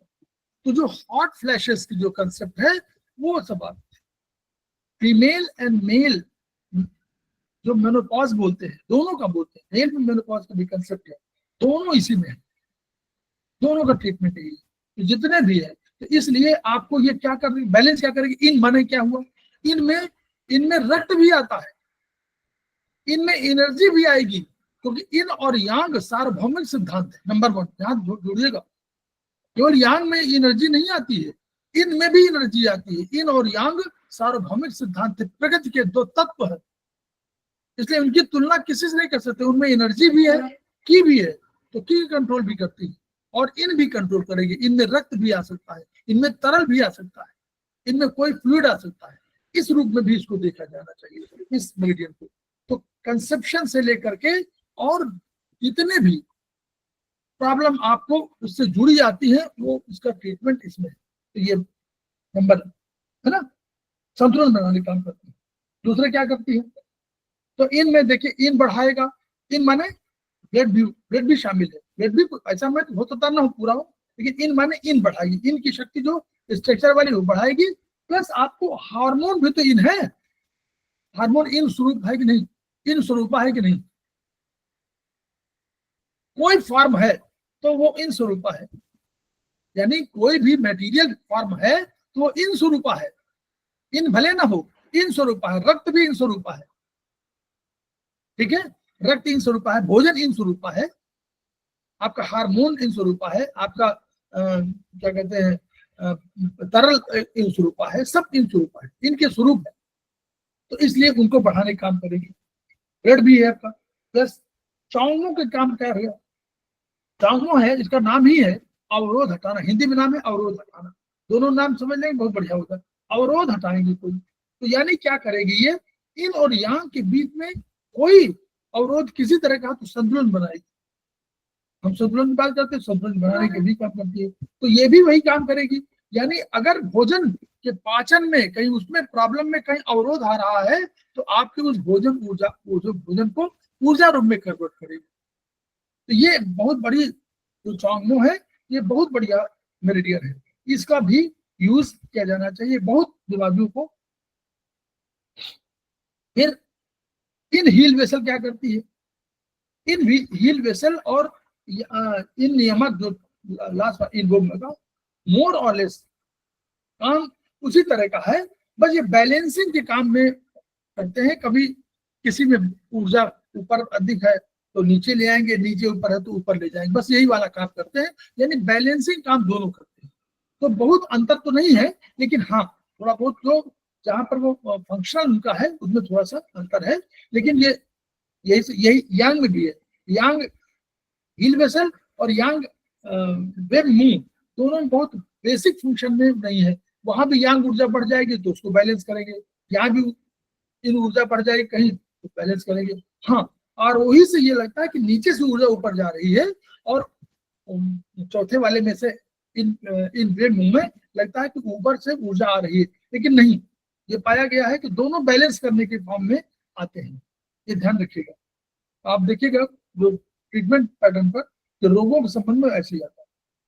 अब किडनी, अब यांग नियंत्रक वाला का जिसको हम लोग तो बोलते हैं गवर्निंग वेसल, तो गवर्निंग वेसल बहुत बढ़िया मेरिडियन है, नोट कर लीजिए। यांग नियंत्रक का, यांग नियंत्रक बोलते हैं इसको, तो ये डूमो के नाम से इसको जानते हैं। तो ये इसका फंक्शन मेन है, क्योंकि यांग अपना, जब यांग है तो अपने बढ़ाने का काम करेगी, जैसे इन थी तो इन बढ़ाएगी, यांग है तो यांग बढ़ाएगी। तो इसका सबसे बड़ा यूज क्या है? किडनी यांग को बढ़ाएगी। तो किडनी यांग के ट्रीटमेंट में गवर्निंग वेसल का प्रयोग भी हो सकता है। तो किडनी यांग बढ़ाने में इसका रोल है, किडनी यांग बढ़ाएगी सबसे, क्योंकि ओरिजिनल की कौन है? किडनी तो है, किडनी, और किडनी इन और किडनी यांग दोनों इनको देती है, इन किडनी इनको देती है और किडनी यांग को देती है। केवल दो ही ऐसे वो है जो नहीं लेते, जैसे स्प्लीन इन नहीं लेती और लीवर यांग नहीं लेता, बस इतना तो है, शेष सबको इन यांग देते हैं। तो इसलिए किडनी यांग बढ़ाएंगे। बेल्ट मेरिडियन काम क्या है? गर्डल वेसल, गर्डल है मतलब हॉरिजॉन्टल कोई बैलेंस करना हो, बाएं और दाएं में कहीं अंतर आ रहा हो, बाएं और दाएं में कोई समस्या हो रही हो, तो ये हॉरिजॉन्टल मेरिडियन है, बेल्ट मेरिडियन है, ये उसको बहुत बढ़िया से ठीक करती है, इस असंतुलन को दूर करती है। मेन जो जनरल बता रहे हैं, अभी नहीं तो आगे बता रहे हैं। यांग हील वेसल काम भी है, यांग ऊर्जा को बढ़ाने का जो भी काम करती है, और यांग को नीचे से ऊपर भी ले जाती है, और कभी कभी बैलेंस करने के लिए ऊपर से नीचे भी ले आती है, लेकिन मेन काम जो है नीचे से ऊपर, हील माने नीचे से ऊपर ले जाती है नॉर्मली। और चौथी वाली यांग रेगुलेटिंग, इसका यांग वेव मूव बोलेंगे, वो ऊर्जा को नियंत्रित भी करेगी और ऊपर से नीचे ले आएगी। तो अब ये पॉइंट नोट कर लीजिए, आप लोग जो बार बार पूछते हैं, अगर इम्यूनिटी बढ़ाना हो आपको, और आप बहुत कह रहे हो कि मेरी इम्यूनिटी 10 साल से बहुत खराब है, कहते हैं ना लोग कि 10 साल से मुझे बहुत जल्दी सर्दी लग जाती है, मुझे बहुत जल्दी मेरा नाक चलने लगती है, तो आप 3 मेरिडियन पर ट्रीटमेंट करेंगे। कौन सी meridian? Number 1 conception vessel, number 2 चांगमो, और नंबर 3 डूमो गवर्निंग वेसल। 3 मेरिडियन का ट्रीटमेंट आप करिए, 1-1.5 महीने करिए, फिर छोड़ दीजिए, फिर करिए। जैसे हम लोग वहां बोलते थे चाइनीज में क्या बोलते थे? किडनी इसेंस, किडनी की, किडनी यांग और किडनी इन, ये 4 मेरिडियन को आप अलग अलग तरीकों से ट्रीटमेंट करिए, बहुत चीजें बैलेंस होती चलेंगी। वैसे ही आपको इम्यूनिटी के लिए ये 3 मेरिडियन है, इम्यूनिटी ठीक होगी, पाचन ठीक होगा, आपका हॉट फ्लैशेस ठीक होंगे, आपका मेनोपॉजल ठीक होगा, जो प्रॉब्लम आ रही है, आपका कोई प्रॉब्लम होगी जो यंग लेडीज में मेनोरिया की, इन सब की, वो ठीक होगी, बर्थ वाली भी ठीक होगी, प्रेगनेंसी ठीक होगी, सब बहुत बड़ी मेरिडियन।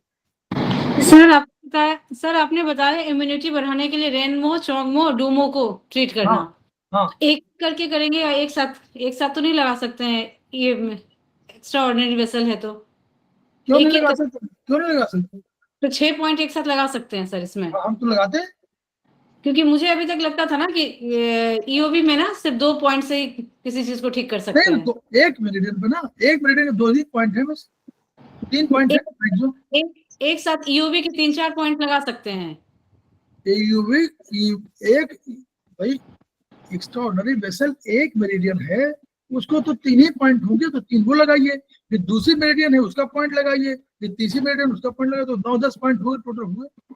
तो अभी सर इस केस में जैसे बताया आपने इम्यूनिटी बढ़ाना हो, इसमें रेनमो का 2 पॉइंट, चोंगमो का, डूमो का, तो 6 पॉइंट एक साथ लगा सकते हैं। 6 पॉइंट और एक नहीं, 6 पॉइंट और एक आध पॉइंट ST30 हो, उधर ST30 जाएगा, उसमें लेडीज मामले में CV1 हो जाएगा। आप देखिए ना, रेनमो का पॉइंट जो है CV1 है ना लेडीज मामले में, और मेल के मामले में है ST30 है।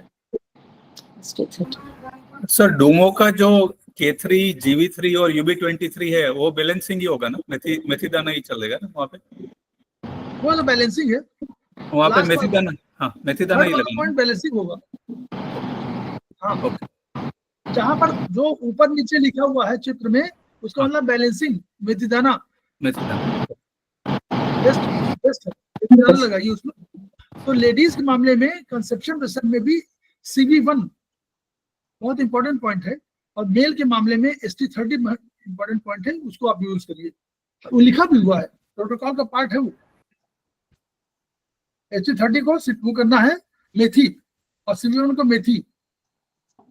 सर मेथी के अलावा शायद 1 पॉइंट भी लगा सकते हैं या क्लस्टर भी लगा सकते हैं, कुछ ऐसा भी है जो ऊपर नीचे एरो है?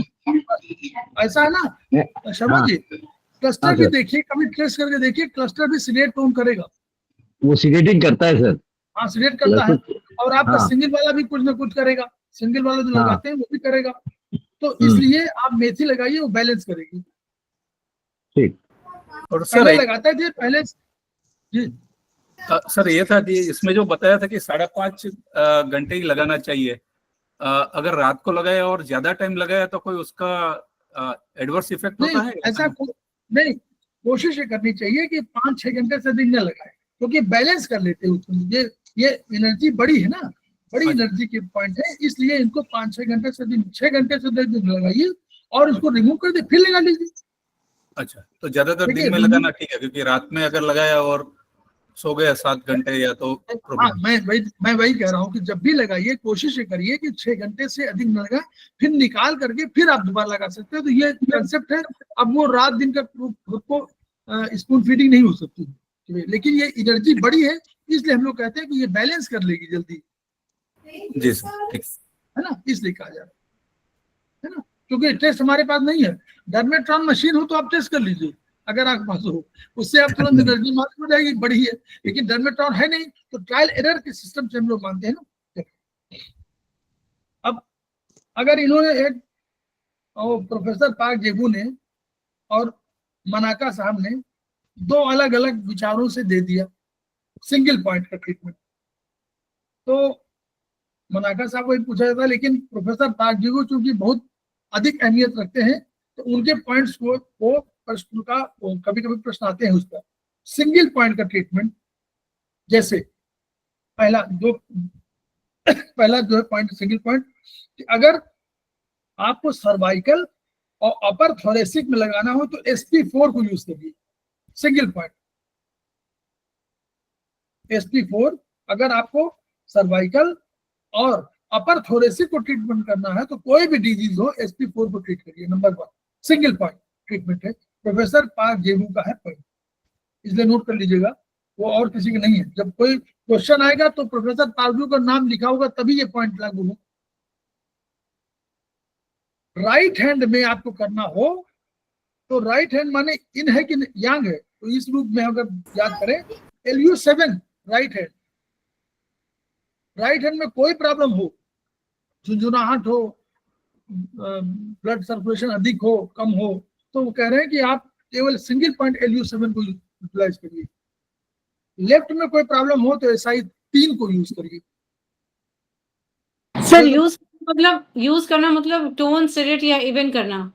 इवन कर लीजिए, मेथी लगा लीजिए तो भी काम चलेगा। अभी अगर एनर्जी मालूम है आपको, अगर आप समझ रहे हैं कि हमारे में एनर्जी बढ़ी है तो SI3 को स्टिमुलेट करेंगे। जहां मालूम है वहां देखिए, जो लोग जानते हैं उनके लिए नहीं है, ये तो उनके लिए है कि सबके लिए है ना, कि भाई जो नहीं मालूम है तो वो मेथी लगा लें। अगर आपको मालूम है कि हाथ में मेरे एनर्जी बढ़ी है, मालूम पड़ जाएगा, तो आप बताइए उसको। पेन हो रहा है तो घटाएंगे नहीं, यस पेन सर, हो रहा है तो घटाएंगे ना, उसी तरह झुंझुनाहट हो रही तो बढ़ाएंगे। ठीक है सर। ठीक है। तीसरा, अगर लेफ्ट लेग में हो तो यांग है इसलिए यूबी 62, लेफ्ट लेग तो यांग है यूबी 62, और राइट लेग हमारा इन है तो 30, पेरिकार्डियम का 6 पॉइंट। चेस्ट में और फेस में कोई प्रॉब्लम है तो TW5, चेस्ट में और फेस में कोई प्रॉब्लम हो तो TW5, और डायफ्राम से नीचे एनएस तक कोई भी प्रॉब्लम हो तो आपको K6, K6 तक डायफ्राम से नीचे एनएस तक के लिए पॉइंट के लिए यूज करेंगे। ठीक। अब तो 5 मिनट का और काम है। इसके जो किताबों में बहुत ट्राइजेमिनल न्यूरोलजिया एक बीमारी है, जिसमें चेहरे पर और ये जबड़े पर दोनों पर मैग्लरी इन पर पूरा होता है, और हवा का दबाव पड़ता हो तो भी बहुत दर्द होता है। इसको ब्रेन से संबंधित है, तो क्रेनियल नर्व से, तो इसका इलाज जो है हम लोग को करना पड़ेगा। करने किसमें, हमारी कौन से में करेंगे हम लोग, यांग रेगुलेटिंग यांग रेगुलेटिंग। क्यों करेंगे, क्योंकि यांग रेगुलेटिंग का कंसेप्ट ये है कि इसका पॉइंट है हम लोग का TW है, TW5 है। तो TW5 का मतलब हुआ कि हमारे जो डिजीज का 3 पैटर्न है, डिजीज में आगे हम लोग नहीं पढ़े, आगे क्या पढ़ेंगे, पहले पढ़ चुके होंगे लेकिन उनको चैप्टर पढ़ाता नहीं ठीक से। जो 6 स्टेजेस ऑफ डिजीज वाली कंसेप्ट है, उसमें जो चैनल है, तो चैनल में पहला चैनल जो यांग चैनल है, उस चैनल में SIUB जिम्मेदार है। नंबर 1 SIUB जिम्मेदार है, बड़ा चैनल है। दूसरा, फिर कहते हैं कि जब शरीर में रोग अंदर आ रहा है यांग की तरफ से बाहर आया तो पहले SIUB प्रभावित किया, फिर दूसरा आया तो LI को और स्टमक को प्रभावित कर दिया, तो LI स्टमक आपका प्रभावित किया। थर्ड चैनल जब और आधे शरीर के अंदर आधे प्रवेश कर गया रोग, तो वो इस चैनल में आता है TW और GB चैनल। तो ये चैनल उसी के संबंध में है। तो अगर इसका है, एक तो ये हुआ, दूसरा हम लोग इसको क्या बोलते हैं, ये रेगुलेटिंग वाला है ना, लास्ट वाला। हाँ जी लास्ट वाला मैडम, हाँ जी, ये लास्ट वाला है। लास्ट वाला है। अब इसमें क्या हुआ, यानी एनर्जी कहाँ बढ़ी है, एनर्जी यहाँ बढ़ी है ना। हाँ जी, क्योंकि इस एरिया में अगर एनर्जी न बढ़ी हो तो कैसे दर्द होगा, तो दर्द होने का मतलब पहला हो गया आइटिस, तो इसलिए इस एरिया में आपको बढ़ गया। तो यांग रेगुलेटिंग क्या करती है, उसको उस एनर्जी को ऊपर से नीचे की ओर ट्रांसफर कर देती है, या उस एनर्जी को जज्ब कर लेती है। उसके पास पावर है। पावर ये है कि जैसे कोई समुद्र में आ रहा है, उस समुद्र से अगर हम उस जल को किसी जलाशय में, बड़े जो रिजर्वायर में हम लोग उसको कर दें तो हमारे पास चला जाता है, वैसे ही ये एनर्जी उसको क्या कहते हैं, आत्मसात कर देती है। एब्जॉर्ब कर। तो आपका वो जो ये वाला है, जिस एनर्जी का जो एक्सेस एनर्जी है आप कम हो जाती है। तो आपका जीबी टाइप ऑफ साइटिका, देखिए साइटिका में 2 तरह के होंगे, एक जीबी ब्लड माने वो गाल ब्लैडर के जहां पर आपका जा रहा है उस साइड में आपको जा रहा दर्द हो रहा है तो जीबी टाइप होगी। एक यूबी टाइप होगा, जो यूबी का जो मेरिडियन है उसमें जा रही है तो उसमें दर्द होगा। तो जीबी टाइप ऑफ साइटिका जो है उसमें भी आप यूज करेंगे क्योंकि एनर्जी बढ़ी हुई है। लीवर फायर बढ़ी तो ये माइग्रेन हो जाएगा, लीवर का फायर बढ़ेगी, उसमें भी आप इसको यूज कर सकते हैं।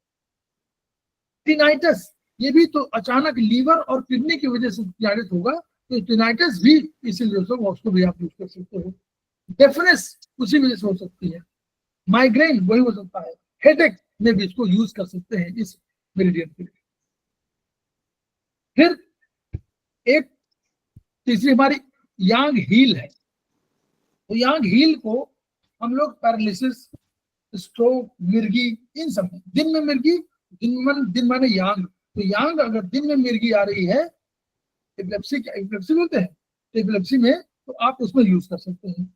अनिद्रा में यूज कर सकते हैं आप इसको, क्योंकि ये नींद नहीं आ रही है तो आप भी ऊर्जा ऊपर बढ़ा रही है, तो इसको भी कंट्रोल करना है। विंड कोल्ड की दशा में भी, क्योंकि अचानक ही तो विंड कोल्ड में भी प्रभाव हुआ अचानक, तो आपके पहले तो यांग में जाएगी ना एनर्जी, तो यांग में गई तो उसको भी कर सकते हैं। यूवी टाइप साइटिका में इसको आप यूज कर सकते हैं, और टिनाइटिस में भी इसको यूज कर सकते हैं, दोनों को। फिर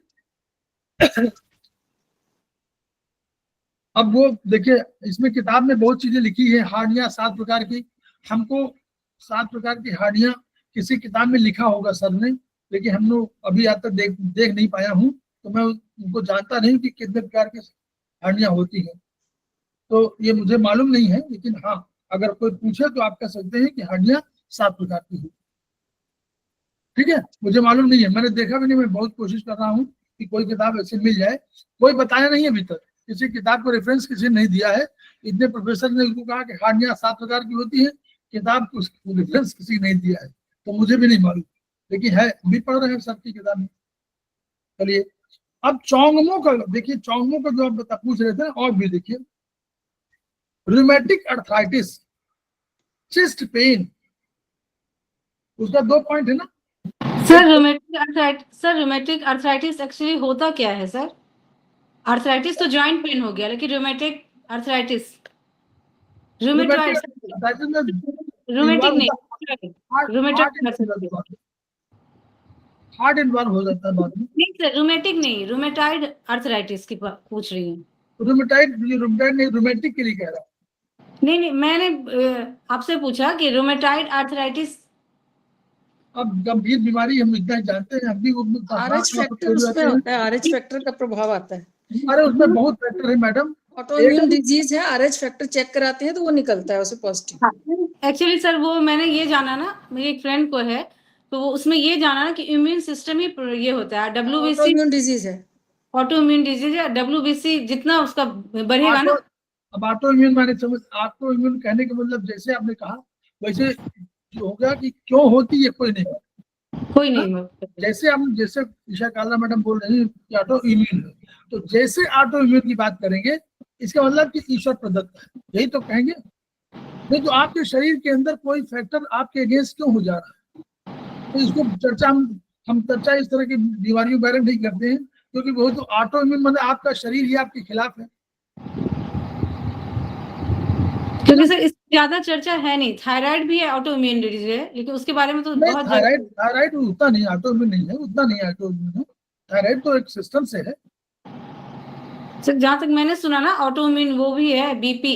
ऑटो इम्यून तो नहीं कह सकते उसको, थायराइड ठीक होती, तुरंत ठीक होती, लेकिन जो ये वाली डिजीज है जल्दी ठीक होने के लिए कई साल लग जाते हैं।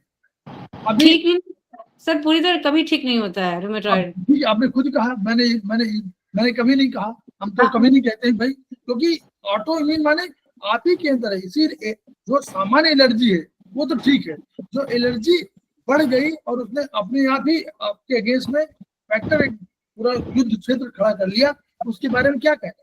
जैसे कैंसर है, उसके बारे में कहना क्या है? तो ठीक है, ठीक हो रहा नहीं हो रहा अलग पॉइंट है। सर रूमेटॉइड का एक्यूप्रेशर में है, ट्रीटमेंट है सर?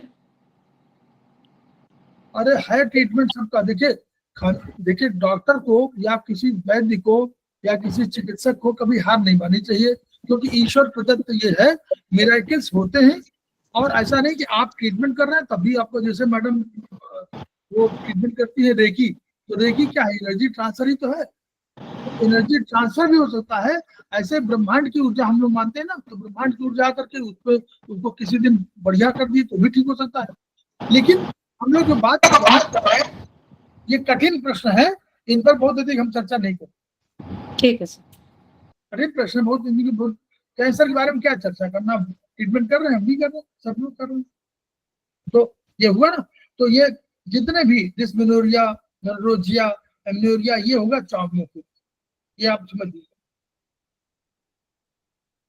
तो हम लोग जो है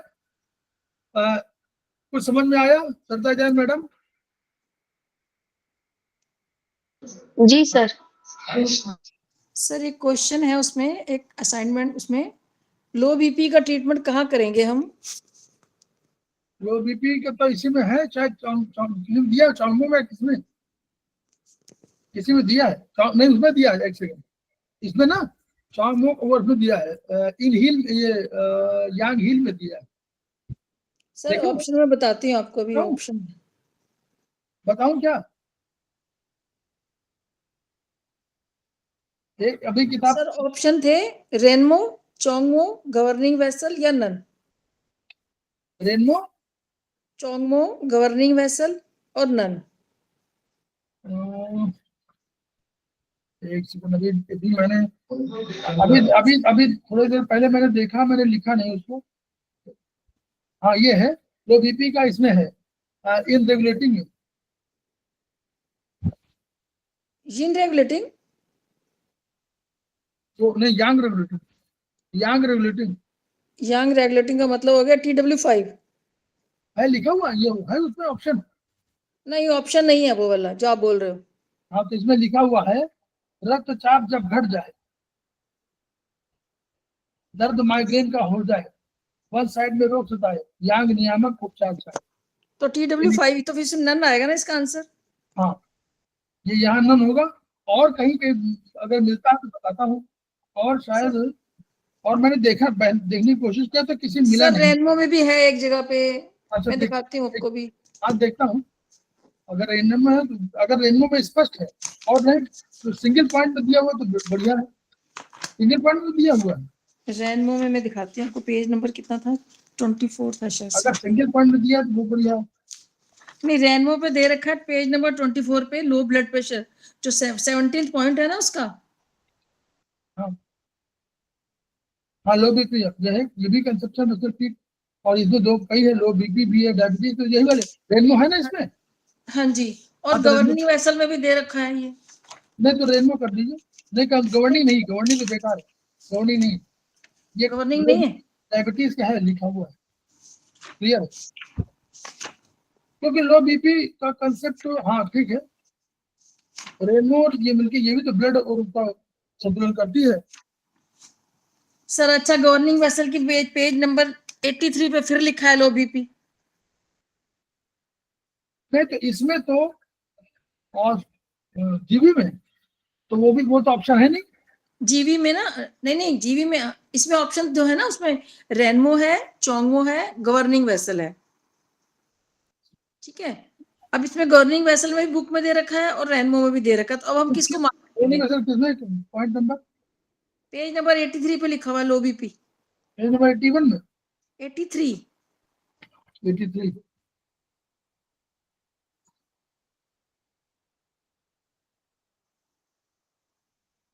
वो भी दोनों चीजें हुआ है, लो बीपी, डायबिटीज दोनों दिया इसने भी उसने भी, तो अब उसमें भी डायबिटीज क्या है, तो दोनों सही है, तो हम मार्क किसको करेंगे आंसर में? जिसमें आपका सही करें सही होना चाहिए दोनों में। अब जी? यही ये अब ऐसा है, जब इसको बोलेंगे तो आप कहीं लिख नहीं सकती ना, लिखने का कोई ऑप्शन तो है नहीं कि आप प्रश्न हाँ, गलत है, वही तो प्रॉब्लम होती है इनकी। है ना, ये तो लिख नहीं सकती, यही दिक्कत है हमारे, बस आगे कहने की बात नहीं है। तो फिर हम आंसर में नन लिख दें क्या? नहीं, आंसर नहीं, आंसर सही है भाई, तो दो गवर्निंग है, आंसर थोड़ी दिखेंगे सर, सर, सर, एक ही आंसर लिखा सर जाएगा। अगर इसको यूज करना हुआ, अगर इसको जैसे लो बीपी का यूज करना हुआ गवर्निंग वेसल के, master point, couple point, starting point, ये जो इसके अलावा ट्रीटमेंट प्रोटोकॉल जो लिखा है मेल एंड फीमेल, क्या ये हमें सभी को यूज करना होगा फॉर द लो बीपी? हाँ हाँ, ये हाँ, गवर्निंग वेसल वाले में तो आपको वही करिए जो इसमें पैरा वो है, उसके हिसाब से करिए, क्योंकि ये स्पेशली जहां पर आपको स्पेसिफिकली दिया हुआ है कि ये आप करिए, वहां पर आपको लेफ्ट राइट का कंसेप्ट लेना पड़ेगा, और जहाँ नहीं लिखा है वहाँ कहीं कहीं नहीं लिखा हुआ है। इसमें अलग से ट्रीटमेंट प्रोटोकॉल में मेल के लिए SI लेफ्ट SI3 लेफ्ट जो पूरा लिखा हुआ है, अगर हमें लो लिखा हुआ है, बीपी लिखा हुआ ठीक या डायबिटिक करना हुआ तो हमें पूरा उसी प्रोटोकॉल तरह इसको यूज करें। बिल्कुल बिल्कुल बिल्कुल, जहाँ बिल्कुल नहीं पूरा। दिया वहाँ बिल्कुल। ये जब किताब को यूज करिए तो किताब के धर्म के अनुसार, और उसी तरह अगर आप निकालने वाले हो, अगर थेरेपिस्ट है तो निकालने का तरीका भी यही है कि पहले आपको सिलेशन वाला निकालिए और तब टोनिफिकेशन वाला निकालिए, वो तरीका भी है। सर ये दोनों ही दे मैडम, रखे हैं ये वाले। इसका कारण मैम सही है, दोनों सही है, दोनों जो होगा नंबर दोनों मिलने चाहिए।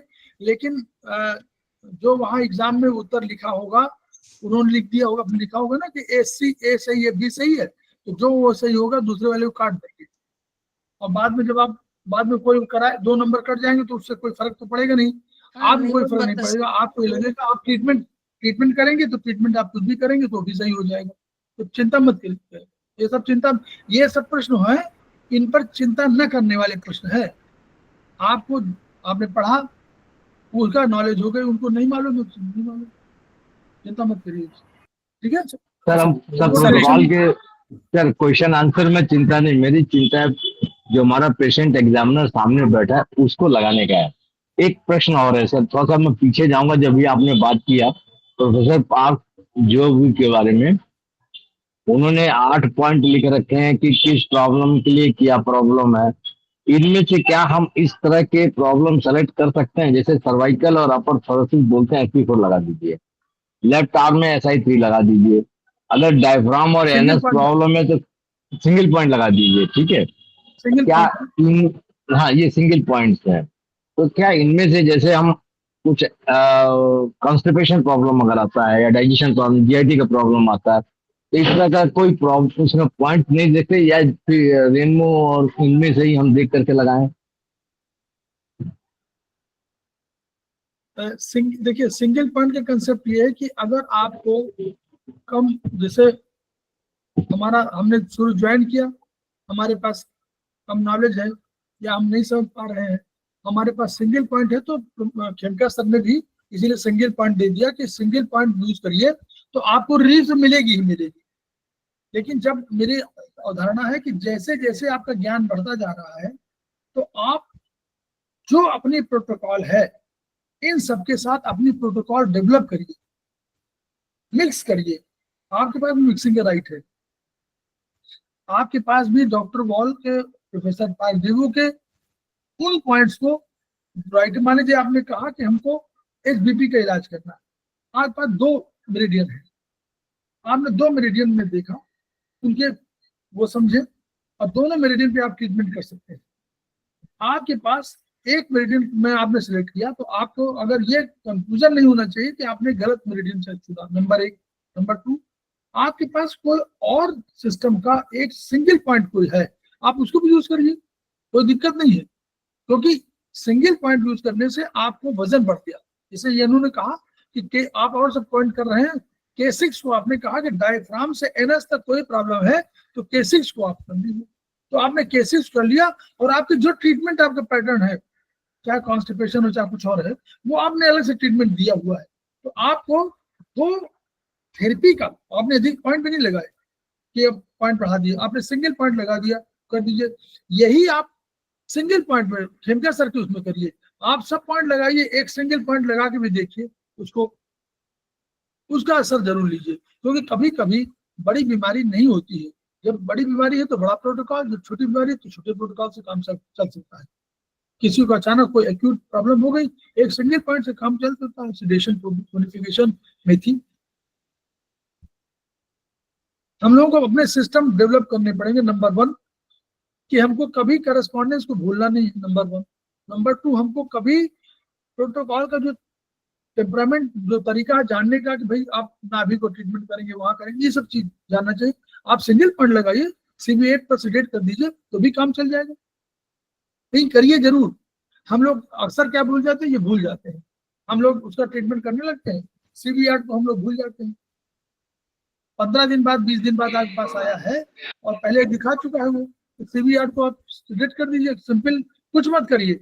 वो आपको सही मिल रहा है कोई बात नहीं, तब भी आप करिए ना।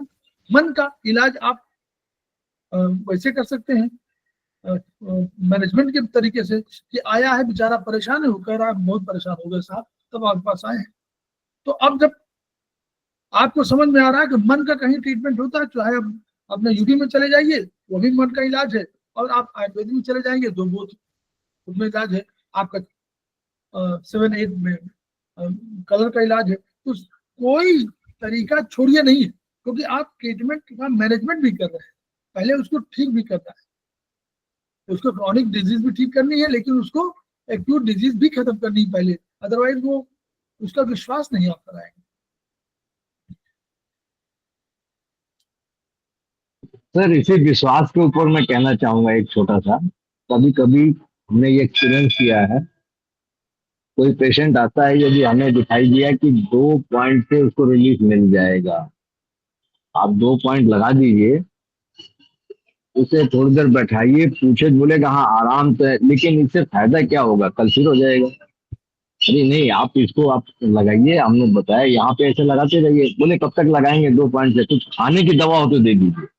तो खाने की दवा के ऊपर ज्यादा विश्वास रहता है, हमारे प्रोटोकॉल्स के ऊपर ये बहुत कम, लेकिन ये ऐसा मेरे साथ हुआ है। उनका कहना है कि अरे कुछ खाने को दे दीजिए, आपने तो इतने लगा दिए, इससे क्या हो। और वही कभी ये सोच करके हमने उनको लीवर लगा दिया, उनको हमने हार्ट का लगा दिया, लंग्स का लगा के, कम से कम कह सकते हैं 20 मैग्नेट लगा दिए, उनको लगता है कि हाँ फायदा हो रहा है, साथ में वो एडिशनल है। ऐसा भी साइकोलॉजी है विद जो हमारे साथ में जो पेशेंट्स आते हैं उनके लिए मैं कह रहा हूँ, ऐसा भी है। ठीक है, वो तो इसी को मैनेजमेंट हम लोग बोलते हैं, यही तो मैनेजमेंट है। और आप अभी 2 चीजें और भी आप जोड़ दीजिए कभी, आप वो अब वही है कि वो खाने वाने पीने में भी बता दीजिए, उसको बता दीजिए कि ये चीज खाइए, ये चीज में खाइए, ये चीज खाइए, ये चीज में खाइए, तो वो भी उससे संतुष्ट हो जाएगा कि डॉक्टर साहब ने बहुत बढ़िया बात बताई, कहा चावल खाना मना कर दिया। अब मैं यही कह रहा हूँ, हो सकता है वो उसको फायदा होगा कि नहीं हो, लेकिन उसको साइकोलॉजिकल लिखा कि भाई उन्होंने बताया बोल कि ये चावल खाना नहीं है,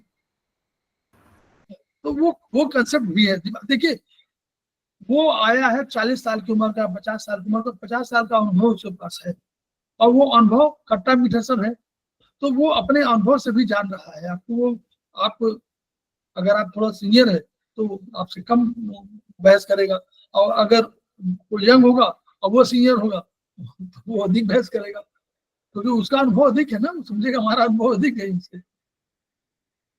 चलिए ठीक है, तो हम लोग जो है सब सर की तैयारी मुझे भी करेंगे। कुछ पूछना है सर, मुझे भी कुछ पूछना है सर। आपने ये जो दिया हुआ था, बाद में सेकंड सत्र में पूछ लूं सर? नहीं बोलिए, नहीं आप सब सेकंड सत्र खत्म। अच्छा सर, ये पूछना है, आपने ये जो लिखा हुआ है क्रेनियल नर्व को याद करने का तरीका, सर ये थोड़ा सा एक्सप्लेन कर दीजिए। ऐसा जो 12 आपके मेरिडियन में उनके पहले शुरू के शब्द हैं उनको लिखा गया है। ओ से पहले शुरू होता है, याद करिए पहले क्या है, ऑल्फैक्टरी, ऑल्फैक्टरी है सर, हाँ। दूसरा ऑप्टिक, ऑप्टिक, तीसरा ऑक्यूमोटर, ऑक्यूमेटर, फिर चौथा होगा 2 से शुरू है, फिर हाँ। टच, फिर चौथा भी टच से T से शुरू, ट्राइजेमिनल, यस छठवां है टू टच एंड ए से शुरू है, एडुसेंस सर। है ना, वो ऐसे करके हाइपोग्लासल पे चला गया है, हाइपोग्लासल ग्लॉसोफेरेंजियल तक, है ना। तो वही है to touch and feel, very we say vagus, कहीं वेस्टिबुलर कॉक्लियर है, कहीं वैगस है, very good vacation at home, तो होम से हाइपोग्लोसाई, हाइपोग्लासल हो जाएगा, तो वो तरीका है। ओके, अच्छा, okay sir, okay, thank you sir.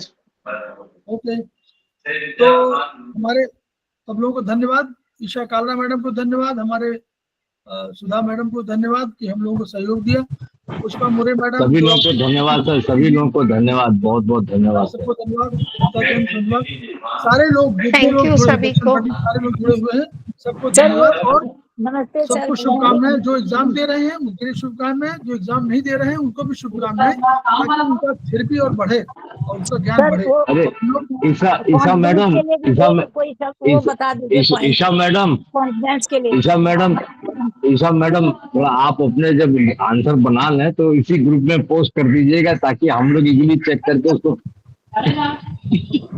आप जब आंसर बना लें सारे तीनों पेपर का, इसी ग्रुप में पोस्ट कर दीजिएगा, ये मेरा निवेदन है। सर वो याद करने के लिए कोई पॉइंट बता दीजिए। वो आपने भेजा था एक बार, वो मिस हो गया मेरे से, पता नहीं कहाँ मिल ही नहीं रहा। कौन सा मैडम? एक तो कॉन्फिडेंस के लिए और एक याददाश्त के लिए। तो H9 tone, GB23 tone, H9 tone, GB23 tone, ये आपकी याददाश्त के लिए है। अच्छा, और कॉन्फिडेंस के लिए? याददाश्त के लिए, यस सर। मेमोरी के लिए वहाँ पर घबराहट न हो, बस उसी समय की। अभी तो मैं किताब बैठ के कर रही हूँ, उसी समय के लिए होता है जो होता है मुझे। घबराहट के लिए, आपको घबराहट अगर चेस्ट में हो रही है तो सबसे बढ़िया पॉइंट है P6 सेडेशन। दूसरा, आपको कॉन्फिडेंस बढ़ाना है तो आयुर्वेद में दिया हुआ है both middle finger, middle joint, मेथी,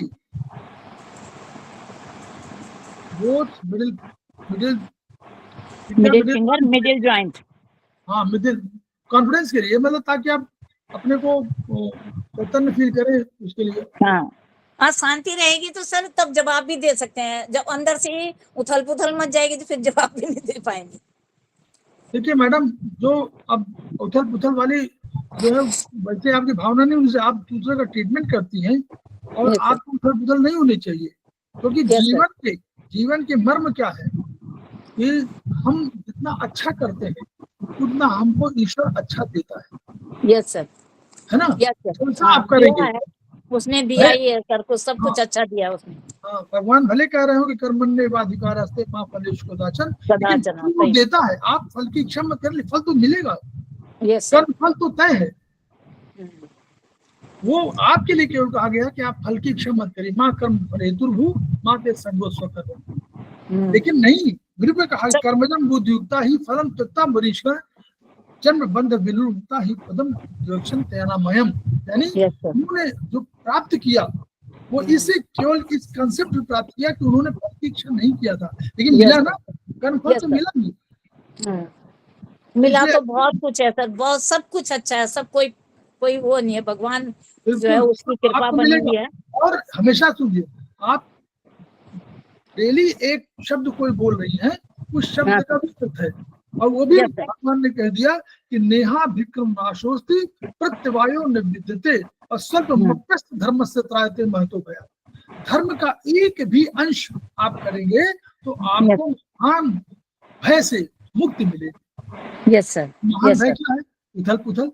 उस तरह ऐसे है कि जो कुछ उस समय मैं बोलती हूँ ये तो मुझे याद है, ये भी मुझे याद है, ये मुझे, वहां पर पता नहीं क्या हो जाता है। तमाम सब लोग बोलते रहते हैं कि सत्यवती जी से हमको प्रेरणा लेनी चाहिए, कहते हैं ना। Yes sir. ये क्यों कहते हैं? तो आपके मन में तो उधर पुधर होना नहीं चाहिए। नहीं, पता नहीं उस समय ही क्या हो रहा, बाकी तो मुझे कुछ नहीं है, बाकी तो ये मैं कर लूंगी। यहाँ कोई है भी नहीं हमारा, तो यहाँ जैसे कोई है भी नहीं इधर में एक्यूप्रेशर वाला। प्रभजीत मैम बोल रही थी कोई है यहाँ पर, मैंने कहा बताना भाई, कोई है तो अच्छी बात है, कभी सलाह ले सकते हैं उनसे। बाकी तो सब भगवान की दया से। मैं सर इसके मारे मैं अपने बेटे के पास भी नहीं गई कि जब तक मेरे एग्जाम नहीं होते तब तक मैं जाऊंगी नहीं, तुम्हारे पास नहीं आ रही। वो भी गुस्सा हो रहे हैं, मैंने कहा होते रहो गुस्सा भैया। मैं बिल्कुल शांत चित्त होकर के, यस मैम, आप जो एग्जाम देने जा रही हैं, यस वो योग है, वो आपको एग्जाम से जोड़ रहा है। योग हुआ, दो जुड़े तो योग है। योगस्थ कुरु कर्माणि, यस सर, त्यक्त्वा धनंजय और सिद्ध सिद्धयो समो भूत्वा समत्तम योगोच्यते। यस सर, बिल्कुल सर। सिद्धि और सिद्ध में सफलता और असफलता, कौन असफलता? असफलता तो है कि कर्म कर रहे हैं तो उसका फल मिलेगा, और कर्म कर रहे हैं तो उन्होंने कहा कि नेहा भिक्कम नाशोस्ति, मतलब उसका उल्टा फल भी नहीं मिलेगा। ये भी तो कह दिया। जब सारी चीजें हो गई तब किस बात के लिए परेशानी? हाँ, जब होगा तो अच्छा ही होगा सर। नहीं, सब लोग अपना प्रसन्न रहे, यस और सर, अब यू मुलाकात सर। तो एग्जाम के आपका बाद होगी, आशीर्वाद, आपका आशीर्वाद मिल गया तो सभी का अच्छा होगा सर। एग्जाम के बाद होगी, और जो है जल्दी मुलाकात होगी। 24 यस सर, तारीख को हम लोगों के कुछ लोगों से मुलाकात जरूर होगी। यस सर, जो हमारे प्रमोटर से उनसे मुलाकात होगी, एक आध हम स्पेशल इनवाइटी के रूप में रहेंगे, उनसे यस सर, मुलाकात होगी, और फिर हम लोग इसी महीने के अंत में फिर एक बार मिलने की कोशिश करेंगे। यस सर, धन्यवाद। Yes sir, thank you sir, thank you. नमस्कार सर, प्रणाम सर, प्रणाम। नमस्कार। इनका सर के सपनों Thank को you, याद sir. रखें। सपने क्या है Thank मालूम है उनको? Each one reach one, each one treat one, each one teach, बस उसी को, और उनको जरूर बैठाइएगा अपने बगल में, ताकि उनकी पराभौतिक शक्तियां हमारे साथ रहें। Thank you sir.